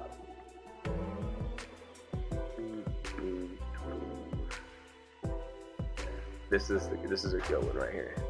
Right, you got some classics. All right, we're getting ready for Passover, y'all. All right, so he said, judge not, that you be not judged. Now, why would Christ say that? He's giving you the explanation right now. It says, for with what judgment ye judge, ye shall be judged, and with what measure ye meet, it shall be measured unto you again. So he just gave you the understanding of why he said this, period. That quick. This is the understanding. Don't be so quick to judge your brother. Because however you judging your brother, guess what? That's how you're going to be judged. If you judge your brother with no mercy, you have no kindness, no gentleness, and you're just so rash, you see him doing something that you believe is wrong, you quickly jumping on his head about it. You don't even got no laws with it. You can't even find no scriptures to go with it. You just feel like it's wrong, so it's wrong. And you telling the brother he not going to make it. He going to be condemned. He going to get put to death. The Lord going to get him. The Lord should pour down fire right now and devour him. You're going to be lake food. You know, you're going to get burned alive. You're going to get hit with nukes. If you coming onto that brother head like this, that quick, guess what? The Most High get to deal with you like that. It says, judge not, that ye be not judged. For with what judgment ye judge, ye shall be judged. And with what measure ye meet, it shall be measured unto you again. Now understand this. When you keep reading this chapter, he's going to go into more things that's in a similar ballpark. So it might be good for us to read that. But the measure that you judge your brother with, it should not just be some measurement that you came up with by yourself. It shouldn't be something that you made up by yourself. The measurement that you judge with or judge by, it has to be this. It has to be the laws. It has to be the law, statutes, commandments. It got to be the wisdom and the testimonies of the prophets. That's how you judge your brother. But mind you, you have people not doing that. You have people not doing that. So Christ has to teach them.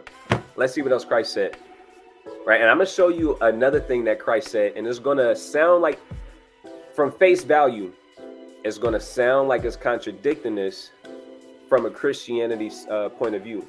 But we're going to throw some salt on it, and we're going to get it banging, and it's going to make sense.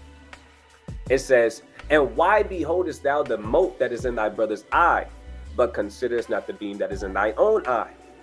Or how wilt thou say to thy brother, let me pull out the mote out of thine eye, and behold, a beam is in thine own eye? Watch what Christ says now. Thou hypocrite, first cast out the beam out of thine own eye, and then thou shalt see clearly to cast out the mote of thy brother's eye. Christ just gave a beautiful explanation on this right here. Judge not that ye be not judged. If Christ's saying that you cannot judge your brother at all, you can't correct your brother because you can't make a judgment call on your brother. If I see my brother commit adultery, if Christ is really saying that you cannot judge your brother, you can't correct your brother, you can't judge him in righteousness. Let's say I see a brother, he commits adultery, it seems like he's doing something that he shouldn't be doing. I can't judge him. Why would Christ say this in verse 5? Thou hypocrite, he says this. If you want to judge someone, okay, I'm moving too quick. I got to connect certain dots. My mind is, I'm plotting those stuff in my mind that I ain't explained in my mouth yet first. Christ just said this. This is very clear. First, cast out the beam out of thine own eye, and then thou shalt see clearly to cast out the mote of thy brother's eye. He said, if you're going to judge your brother about something, first make sure that you judged yourself and fixed yourself first. If you don't judge yourself and fix your first and correct yourself first, how can you actually judge your brother correctly? How can you don't have that kind of jurisdiction and authority to correct your brother because you're not correct. You are a hypocrite. But Christ just said right here in verse 5 that you can correct and judge your brother. But you can't be a hypocrite. So first, if a Christian, this is what I would say. There's plenty of ways to deal with this verse number 1. Christ actually gives you the understanding on why he says that. But if they're being too, if they've been so indoctrinated and they feel so strongly about this situation, now you got to walk them down. Now, this is where swords come out. I ain't gonna lie to you. Now you can we got some heavy hitters in SOJ. Brothers can swing them swords over the head, cross this way, crazy, right? Because they really good with the scriptures. But I'm really, really, really subtle with my cuts. I'm very subtle with my cuts. And when you got a sharp sword, when your sword is the word of God, it's sharp. It's a two-edged sword, sharper than anything. You don't have to swing it wild, right? Technique beats power. I can talk over somebody. Usually when we go out and teach, I got a microphone. I got brothers with me. We 8 deep, 9 deep, 10 deep, 10 strong. We gonna win. I can win. I can overpower you with my voice. I got a whole speaker right there. I got brothers who are on the same page as me. But I don't try and use all of that to my advantage just to get the W. I like to use technique. I'm a technician. Technique beats power. Timing beats speed. You got somebody who's faster and quicker than you, but if you time in your techniques and they methodical, you can beat his speed.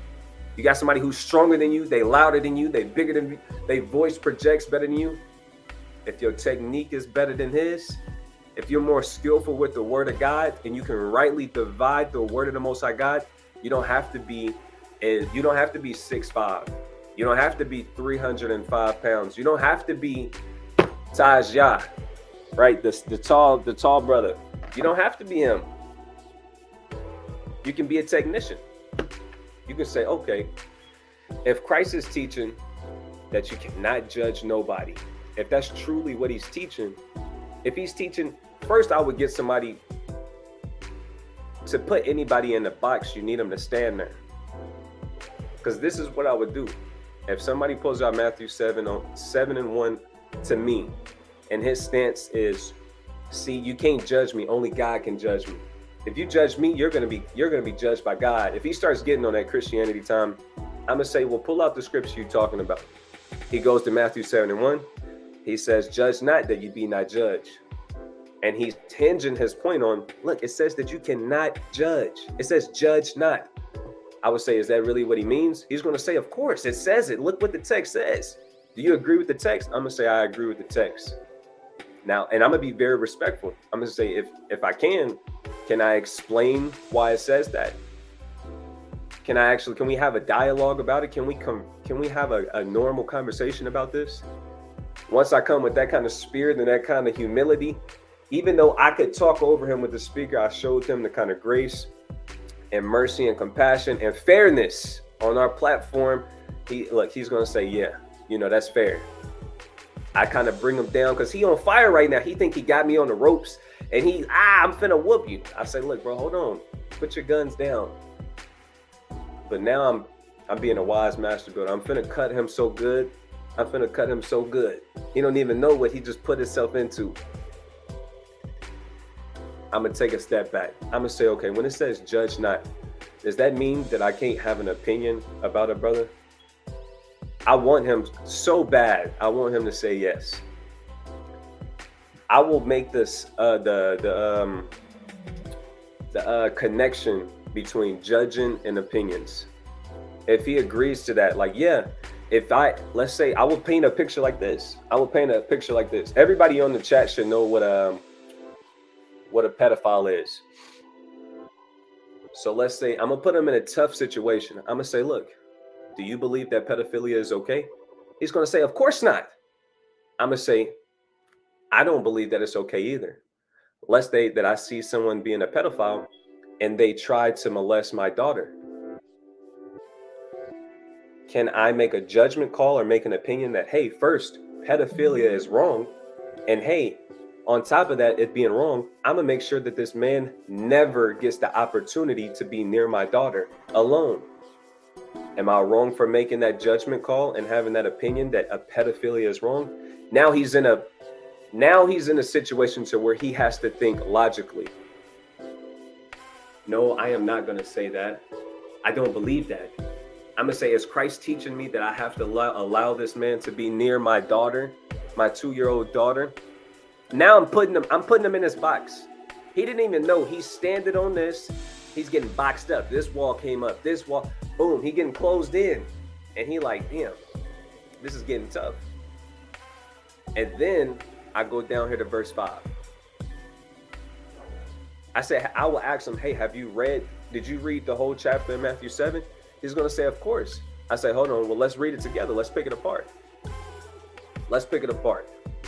Once we get down here to verse 5, it says, first cast out the beam out of thine own eye, and then thou shalt see clearly to cast the mote out of thy brother's eye. I will give him the understanding on what the mote represents. What does the eye represent? What is the whole similitude of casting this mote out of your eye? It's talking about taking the evil out of you. You can't tell a brother he's evil and he has to let go of these evil ways and this sinful ways if you're doing the same thing. Why? Because you'll be this. You'll be the hypocrite. I'm trying to mark it, bear with me. Then you'll be the hypocrite. So why would Christ teach on this wise? He's giving you the understanding on why you shouldn't judge a certain way. He's not telling you that you can't judge. He's telling you whatever judgment you judge with, That's how you're going to be judged. If you judge a brother so rashly, so harshly, with no mercy, the Most High God has every right to judge you so harshly and so strictly and defined to the T, because that's the measure that you judged with. That's how you judged your brother. So now God can judge you that way. But that's not what Christ is teaching. He just told you, look, if you're going to judge somebody, first cast the beam out of thine own eye. That's the least you can do. Don't be a hypocrite when you judge your brother. And then you're going to be able to see. Then you're going to have enough understanding, enough wisdom, knowledge, and understanding to cast the mote or the evil out of your brother's eye. Period. It's that simple. If Christ is telling you that you can't judge nobody, why would he say this in Matthew? No. Why would he say this in John? All right, we can, let's go to Matthew, because I just thought of another one. All right, Matthew 23. Matthew 23 and 23. All right, easy precept to remember. But mind you, I didn't spell it right. Okay, let's just do this. See, look, one of the things I did when I first came into the truth, I watched Naquan. That's who I first seen on YouTube. It was Naquan from WFI, from Watchmen for Israel. And I was mesmerized with how he taught. I was just so impressed with how he delivered things. It was all packaged perfectly. Like he knew, it looked like he knew exactly what he was talking about every time he spoke on something. Why? Because he backed it up with 300 precepts, and there was no way you could get around him because his knowledge was sound. One of the things I tried to imitate was how he taught. But the thing I was lacking, I had the precepts because I watched Naquam, I wrote them down, and I had flashcards and I remembered them. But the thing I was lacking was understanding. So don't be like me. Don't try and make it look like you're on this level because you know these precepts, or you watch Deacon from Sakari, or you watch Alazar from Sakari, or you watch Nakron from WFI, and Ariah from and Amos, and you got certain precepts. It's good to acquire these precepts from these brothers and acquire that, but make sure you acquire that understanding too. Make sure you acquire. Don't try and act like you're on this level when you're really on this level, right? It's going to do you a disservice. So I learned all of these precepts, all of these breakdowns. I could float through the scriptures, but I didn't learn how. I didn't really get the understanding because I just wanted to get to that level where I could teach. But I skipped brotherly love. I skipped compassion and mercy. I skipped some fundamentals that now I have to slow down on working on precepts and being so studious and being in the Bible. Because I used to study the Bible at least like 6 to 8 hours a day. Because at that time, I was in the world. I wasn't working. I was doing God knows what. But when it was all said and done, I would stay up all night. I would crack open my Bible. This Bible right here. It was this Bible. This Apocrypha was red, but it, started falling apart. I had to duct tape it. I had all of my little, I started getting into the Bible, bro. It was crazy. I had highlighters, I had my pens, I had flashcards, note cards, a spiral, and I would sit like this close to the TV, and I would have all of my stuff like on the dresser. And I had a little lawn chair that I would sit in, and I had my PlayStation. That's what I would watch the videos on my PlayStation. I would hear a precept. If it hit my spirit, anytime I heard one of the brothers pull a precept out, I would go to it in my Bible. I would highlight it. And if it really hit my spirit, I would put it in my notes on my iPhone. I would write the precept down. I would highlight it. I would circle it. If he called a precept, I'm writing the precept right next to it in my Bible so I can be able to see how he floated through the scriptures. Like this Bible, like if I go through this Bible, you're going to see it's chalked up a lot. This was my only sword at the time. So I spent a lot of time with this, but I'm retiring this Bible. This Bible right here, this got me through a lot of battles. And I'm sad to see it go, but it's time to retire her. You know what I'm saying? But what I missed was the sincerity and genuine spirit as far as actually being an Israelite, being a child of the Most High God, and coming in a sincere and loving spirit. Like, I didn't have that. Like I remember, I literally bring this up to Captain the Bar like every few months. Like, all the brothers in the camp. The first time I met SOJ, mind you, I was in a group with like 6 brothers who were like my age in Tulsa, Oklahoma. Right, we had Aina, we had Meech, we had Aharon ended up coming around, we had Quadash, we had Nagad or Devin, we had Bayab, Bashant. Like we had like 6 or 7 brothers, and we was all young. We were all around the same age. Like we was all like late teens, early 20s, right? Like fresh out of high school. And like every Sabbath, we started keeping the Sabbath together. Like for like every bit of a year, maybe even more than a year, we would all meet up at Aina and Gabar, which is Meech. They was brothers, like blood brothers, and they was close in age. And we went to high school together. So like I was tapped in with them even before the truth. But one day he was like, he showed me and Aina a video, and he was like, he turned on Naquam. He was like, bro, I gotta show y'all something. And we watching it, and I'm like, he bringing out classics, mind you, like nothing, it wasn't even deep. Like he was bringing out the classics, Deuteronomy 28, Revelations 1:14, along with some other stuff, maybe like 2nd Ezra 6:54, like just basic stuff that cuts Christianity. And I was just like he rocked my world, and how he was bringing it out, it was so efficient and it was powerful, and I couldn't deny what he was saying. I didn't make a change to really come into the truth. Mind you, I kept watching Naquam. I kept watching these videos that was when I was graduating. So it was 2018. It was 2018 whenever I first was introduced to that by Meech. And he showed me and his big brother, I know. It was life-changing, but I didn't change my life until like late 2018. Mind you, I'm finna graduate high school. So you graduate what? January, February, March. You start graduating April, May, I think. January, February, March, April, May. Right. So it was probably like February. It might have been March, maybe April. I just remember I was getting ready for prom. We took a senior trip. We went to like Dallas, like Six Flags, right? So I remember I was in a crazy time. Like I can't even tell you all the kind of stuff I was doing right now, right? It was bad. So when he showed us that video, I was really like, it was like perfect time, because I had to choose what I was going to do. Was I going to be this guy, or was I going to be this man? Right? Am I going to be this guy who serves the Most High, or I'm going to be this guy, right? And it just hit me like a train. But I kept on trying to fight the truth, deny the truth. But I kept on watching them videos. And like one day, Noah called me, and like we was both doing what we was doing kind of together. And he called me, and he was like kind of crying. And he was like, bro, he read me Revelations 2 and 4. Like, I'll never forget this. Never forget this. He read Revelations 2 and 4. He said, nevertheless, I have somewhat against thee, because thou hast left thy first love. Remember, therefore, from whence thou art fallen, and repent, and do the first works, or else I will come unto thee quickly, and will remove thy candlestick out of this place, except thou repent.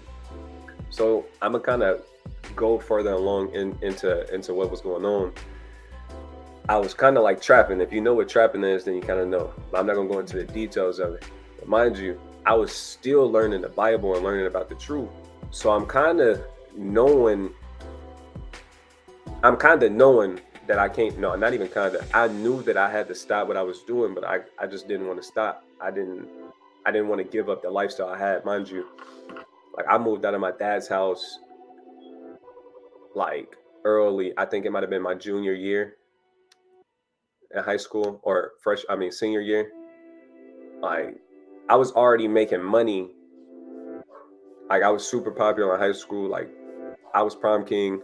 My wife was prom queen. Like I had, I bought my own car. Like I was a senior. I was doing my own thing.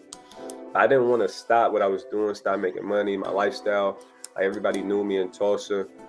Like I was becoming the kind of guy that I thought I wanted to be. Like, like Played basketball all throughout high school. I'm cool with the principal, cool with the assistant principal, cool with all of the deans. Everybody knew where I was, who I wasn't.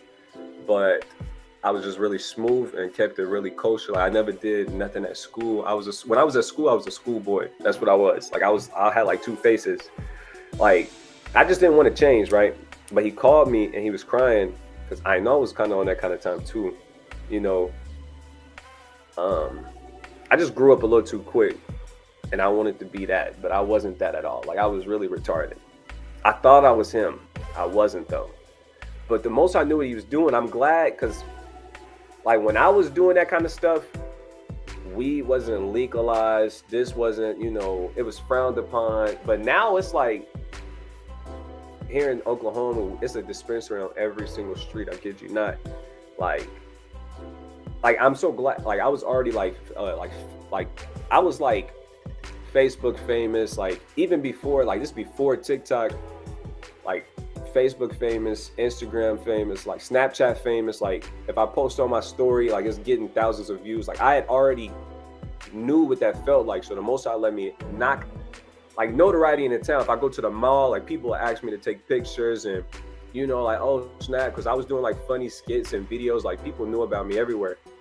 Like it was a long story. So anyways, the Most High made it to where I experienced what that life came with, what it had to offer early. Like he let me, the most I got, he didn't even, bro, he was so merciful with me. Like one of the beautifulest transitions in the truth. Like he didn't have to do it.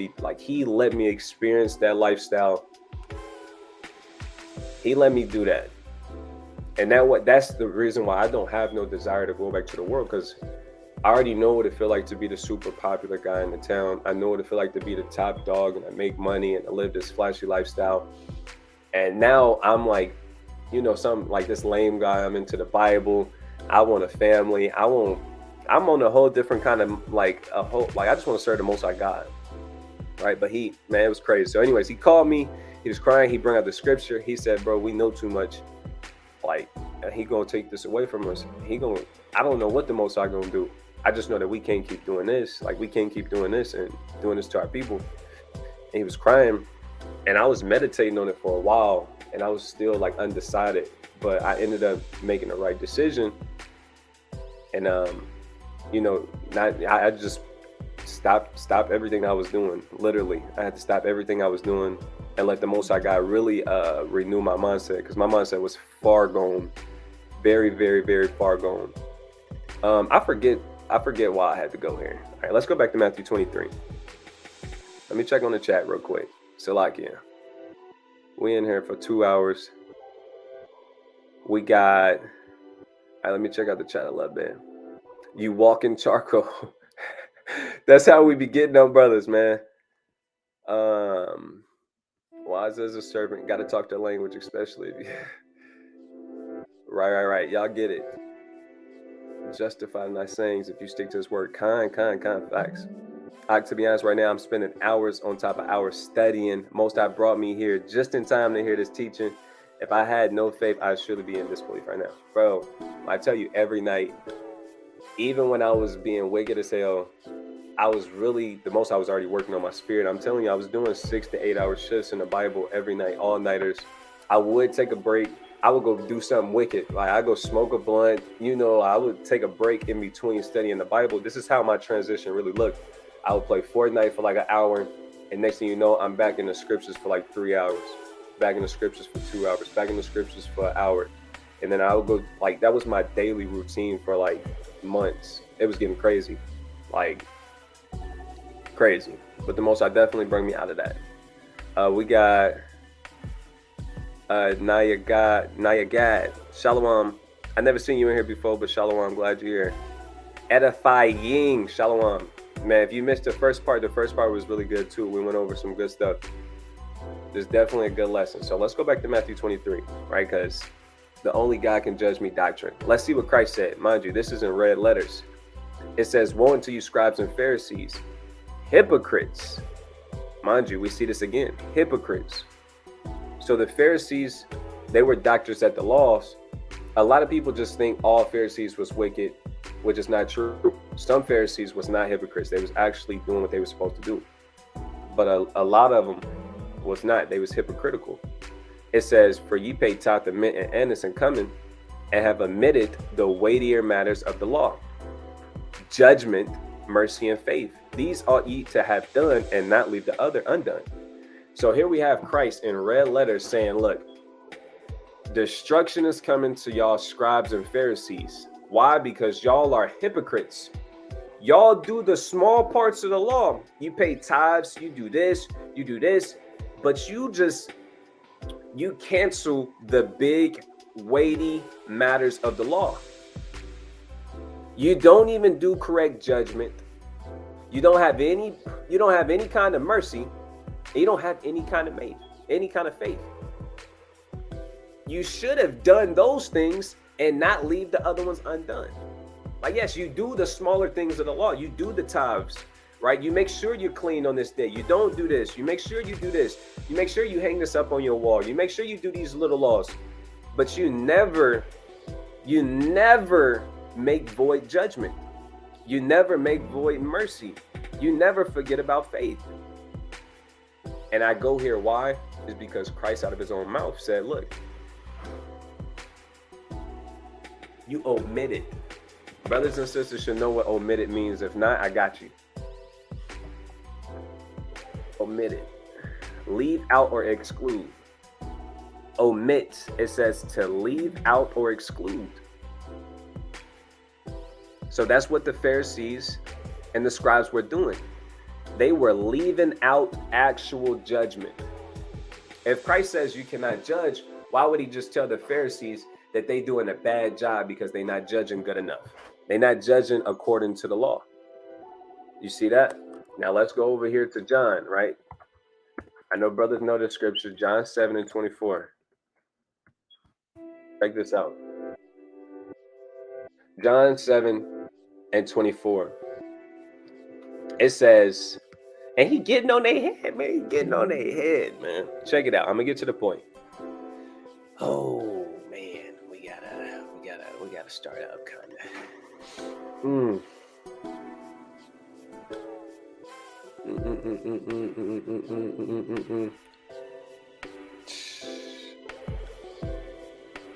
All right, I'll start at 23.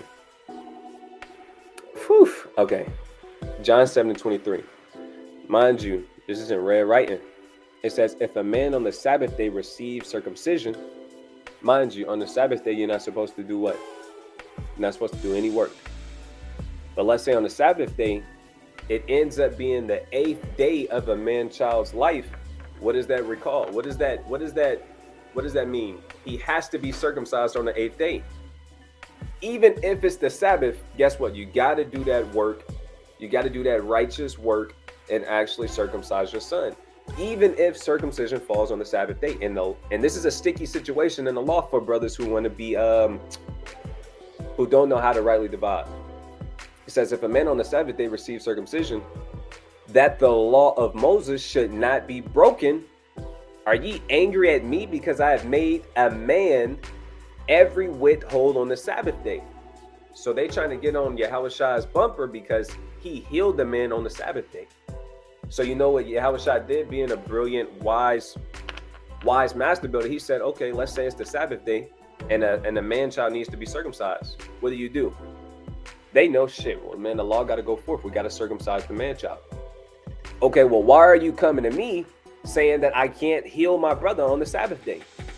Isn't that in the law to love your brother? Right? See that? Now they in the straight. Now Yahushua just cut you, and it hurts. It hurts because you came up here thinking you was finna cut him, and look, he had that knowledge on him, and you couldn't even contend. He said, "Judge not according to appearance, but judge righteous judgment." So he told the Pharisees, I believe it's the Pharisees he was speaking to. I'm not sure. I just want to make sure I'm teaching the right thing.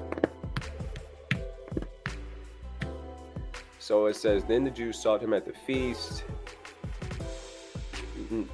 So he was teaching at the feast. Everybody marveled. He said, my doctrine is not mine, but his that sent me. So I guess Siri called me, say something. Okay, bro, relax. So I guess it was just some Jews. I just want to make sure I'm using the right terminology. That way y'all don't repeat what I'm saying and then get yanked up. Okay. So maybe it don't say Pharisees from what I'm seeing. It just says Jews. So anyways, they tried to get on this bumper.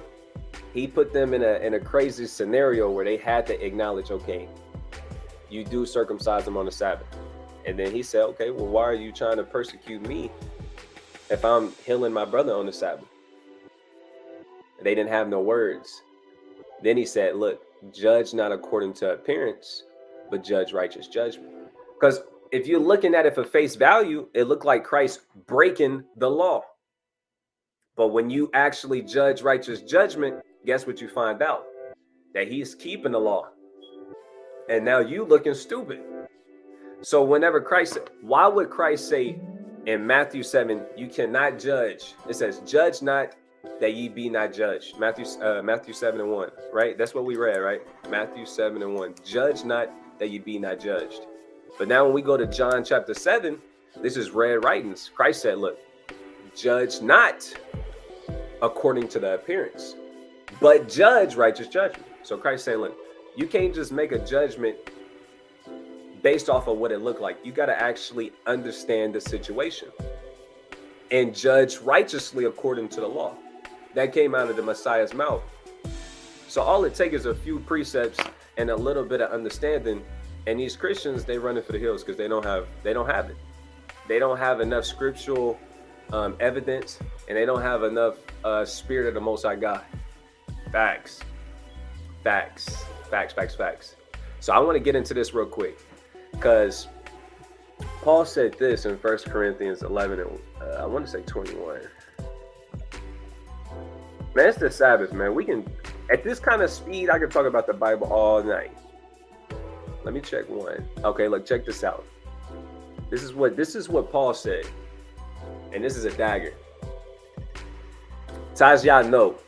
Tajah be trying to pull this crap on me. Tajah, I'd be like, Tajah. Okay, shalom to your rabbi.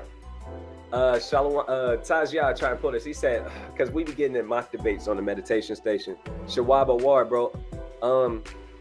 Find me on Facebook. Man, I kind of delete my Facebook. All I got is the messenger. But I'm going to download my Facebook.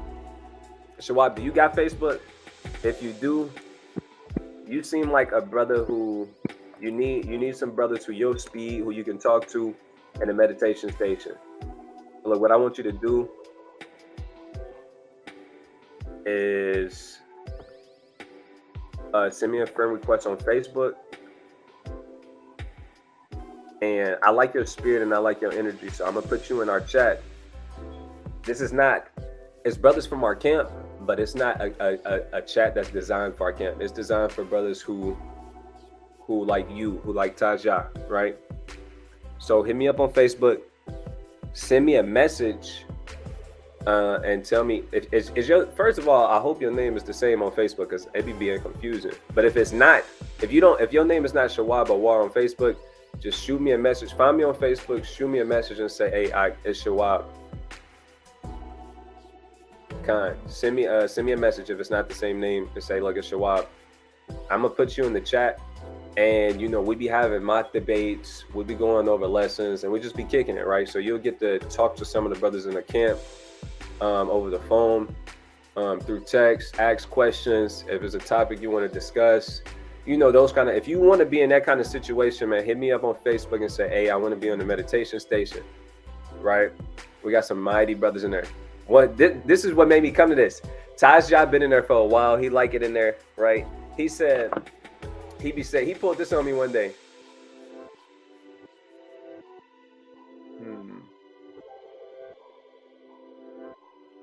So like it, y'all. He pulled out this on me. Okay. All praises. You got to talk to Tahuam. All praise to the Most High. So Tajah, I can't remember what we was debating. I was probably being the bad guy, like the Christian, because it's hard being the Christian. Anyways, Tajah was like, so because I go to Paul and show you how Gentiles can be saved, right? So we probably having a debate like that. And he said, did Paul die for you, right? And such and such. Did you get baptized by Paul? Tajah trying to come like that. I got some daggers for you though. Look at what Paul said. He said, "Be ye followers of me, even as I also am of Christ." Man, let me show you this in Galatians.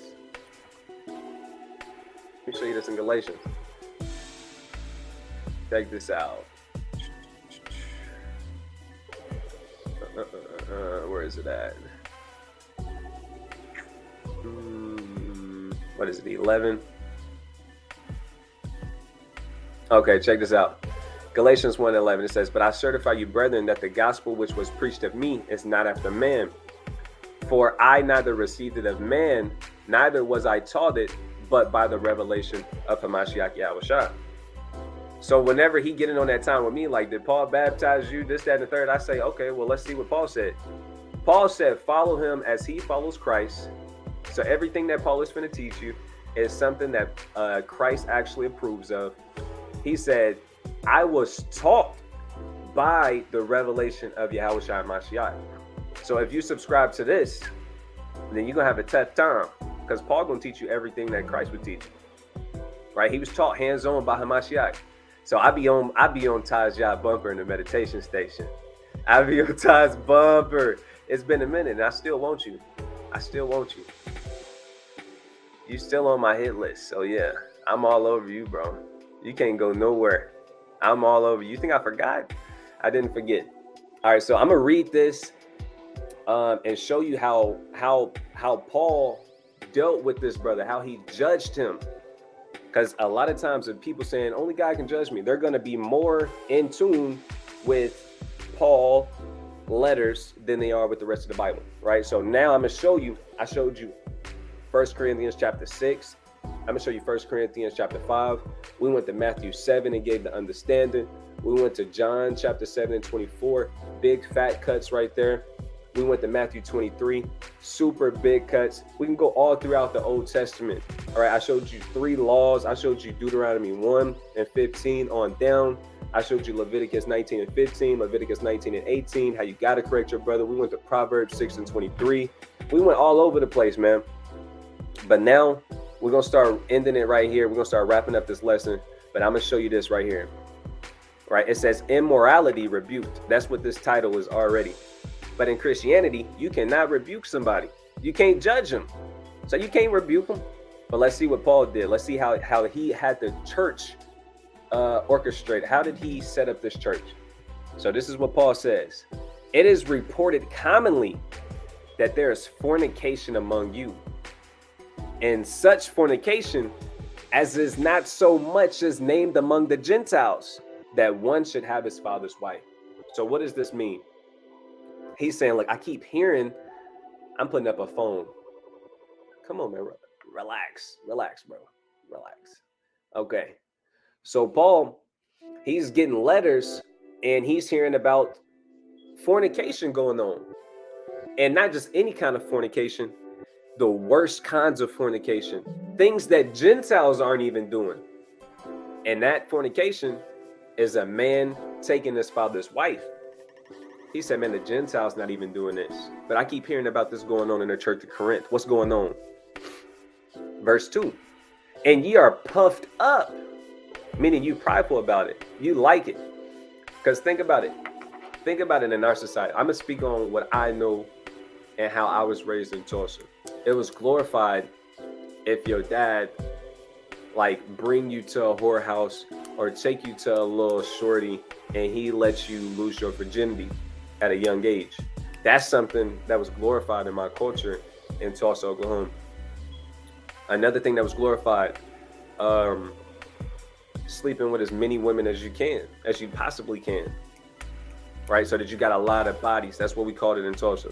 You got a lot of bodies, meaning you had sex with a lot of women, right? Men trying to get to the 100 mark, where you had sex with 100 different women, and I used to kick it around brothers who had that kind of stuff under their belt, right? And that was wicked, right? Like when the Bible says we put good for what did it say? Bitter for sweet and sweet for bitter. Wise to do evil, but to do good we have no knowledge. And that's the kind of spirit we was moving in. It says, and ye are puffed up. So they probably was boasting in this work, like, yeah, I did it, like getting pats on the back by other wicked men. It says, and have not rather mourned, that he that have done this deed might be taken away from among you. So they should have mourned that by this man's deed, he's going to be taken away from us.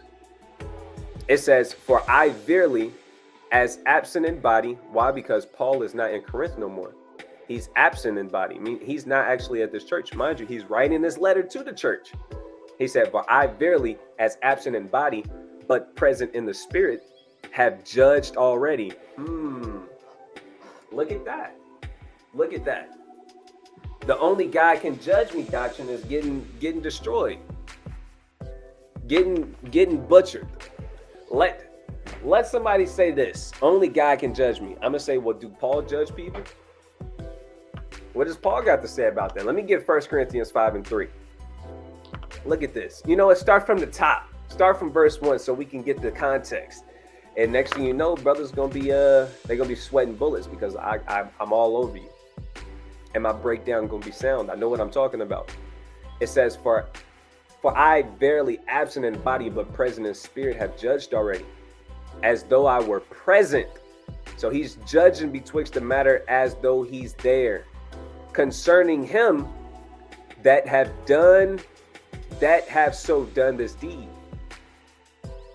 Mind you, fornication is a sin. Sleeping with your father's mother is a huge sin. He said, I made a judgment. It says, in the name of our Lord Yahushua Mashiach. He said, look at this comma. Do y'all see this? Look at this little comma. Fun fact, these letters and these scriptures, they were not broken up into individual chapters and verses. Now, those things were added so we could rightly divide the word of truth, so we can go line upon line, so we can easily find certain scriptures. All right.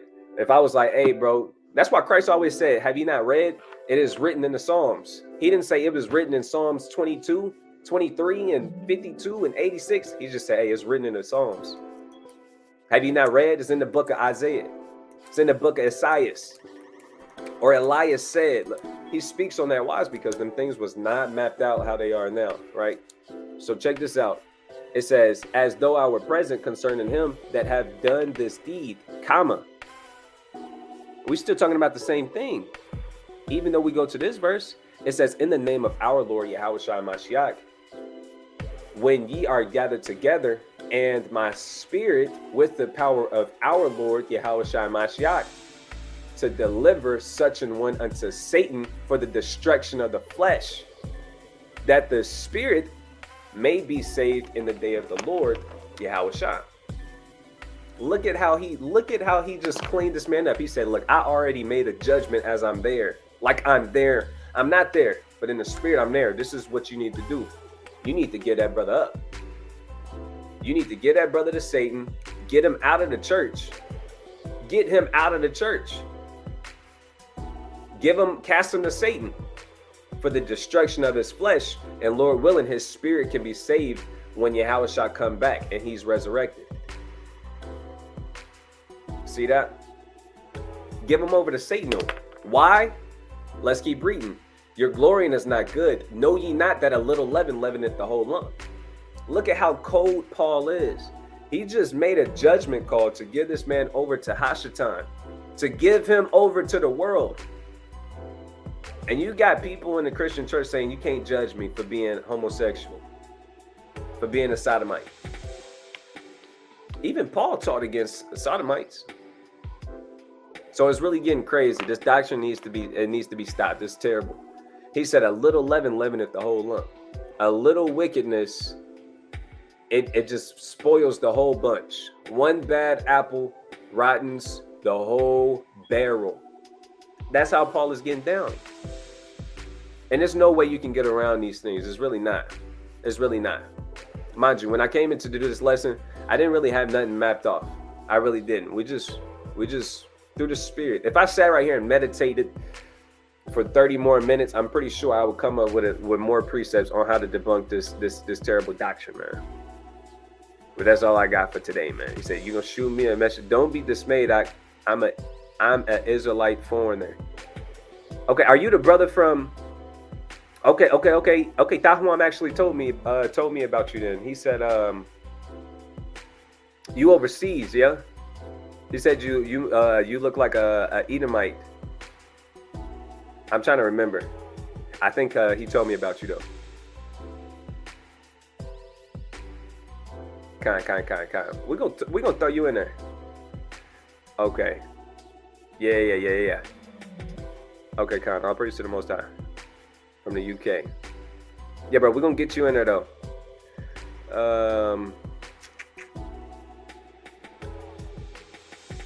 Kind. All praises to the Most High. Okay, kind. All praises. So I already heard about you. All praise to the Most High. Well, bro, I'm gonna go ahead and wrap up this lesson. Hey, the water for the brothers and sisters that tuned in. I hope that it was kind of edifying. Not even kind of. I pray that it was edifying. Lord willing, y'all already knew about this doctrine, but if y'all didn't, Lord willing, y'all got some arsenal and ammos to fight off this kind of doctrine, because you really need. Sometimes one bullet don't be enough. Sometimes you need a whole clip, and I just gave y'all a whole clip. Right, so next time this doctrine pull up, y'all be able to tear it down, shoot it down, cut it down, whatever y'all got to do to get that victory, man. Because we got to get these W's, we got to get these victories, man. With that, we're gonna give all praises, honor, and glory to the Most High God, Yahweh, by Hashem, Hamashiach, Yahweh Shah. Until next time, man. Shalom.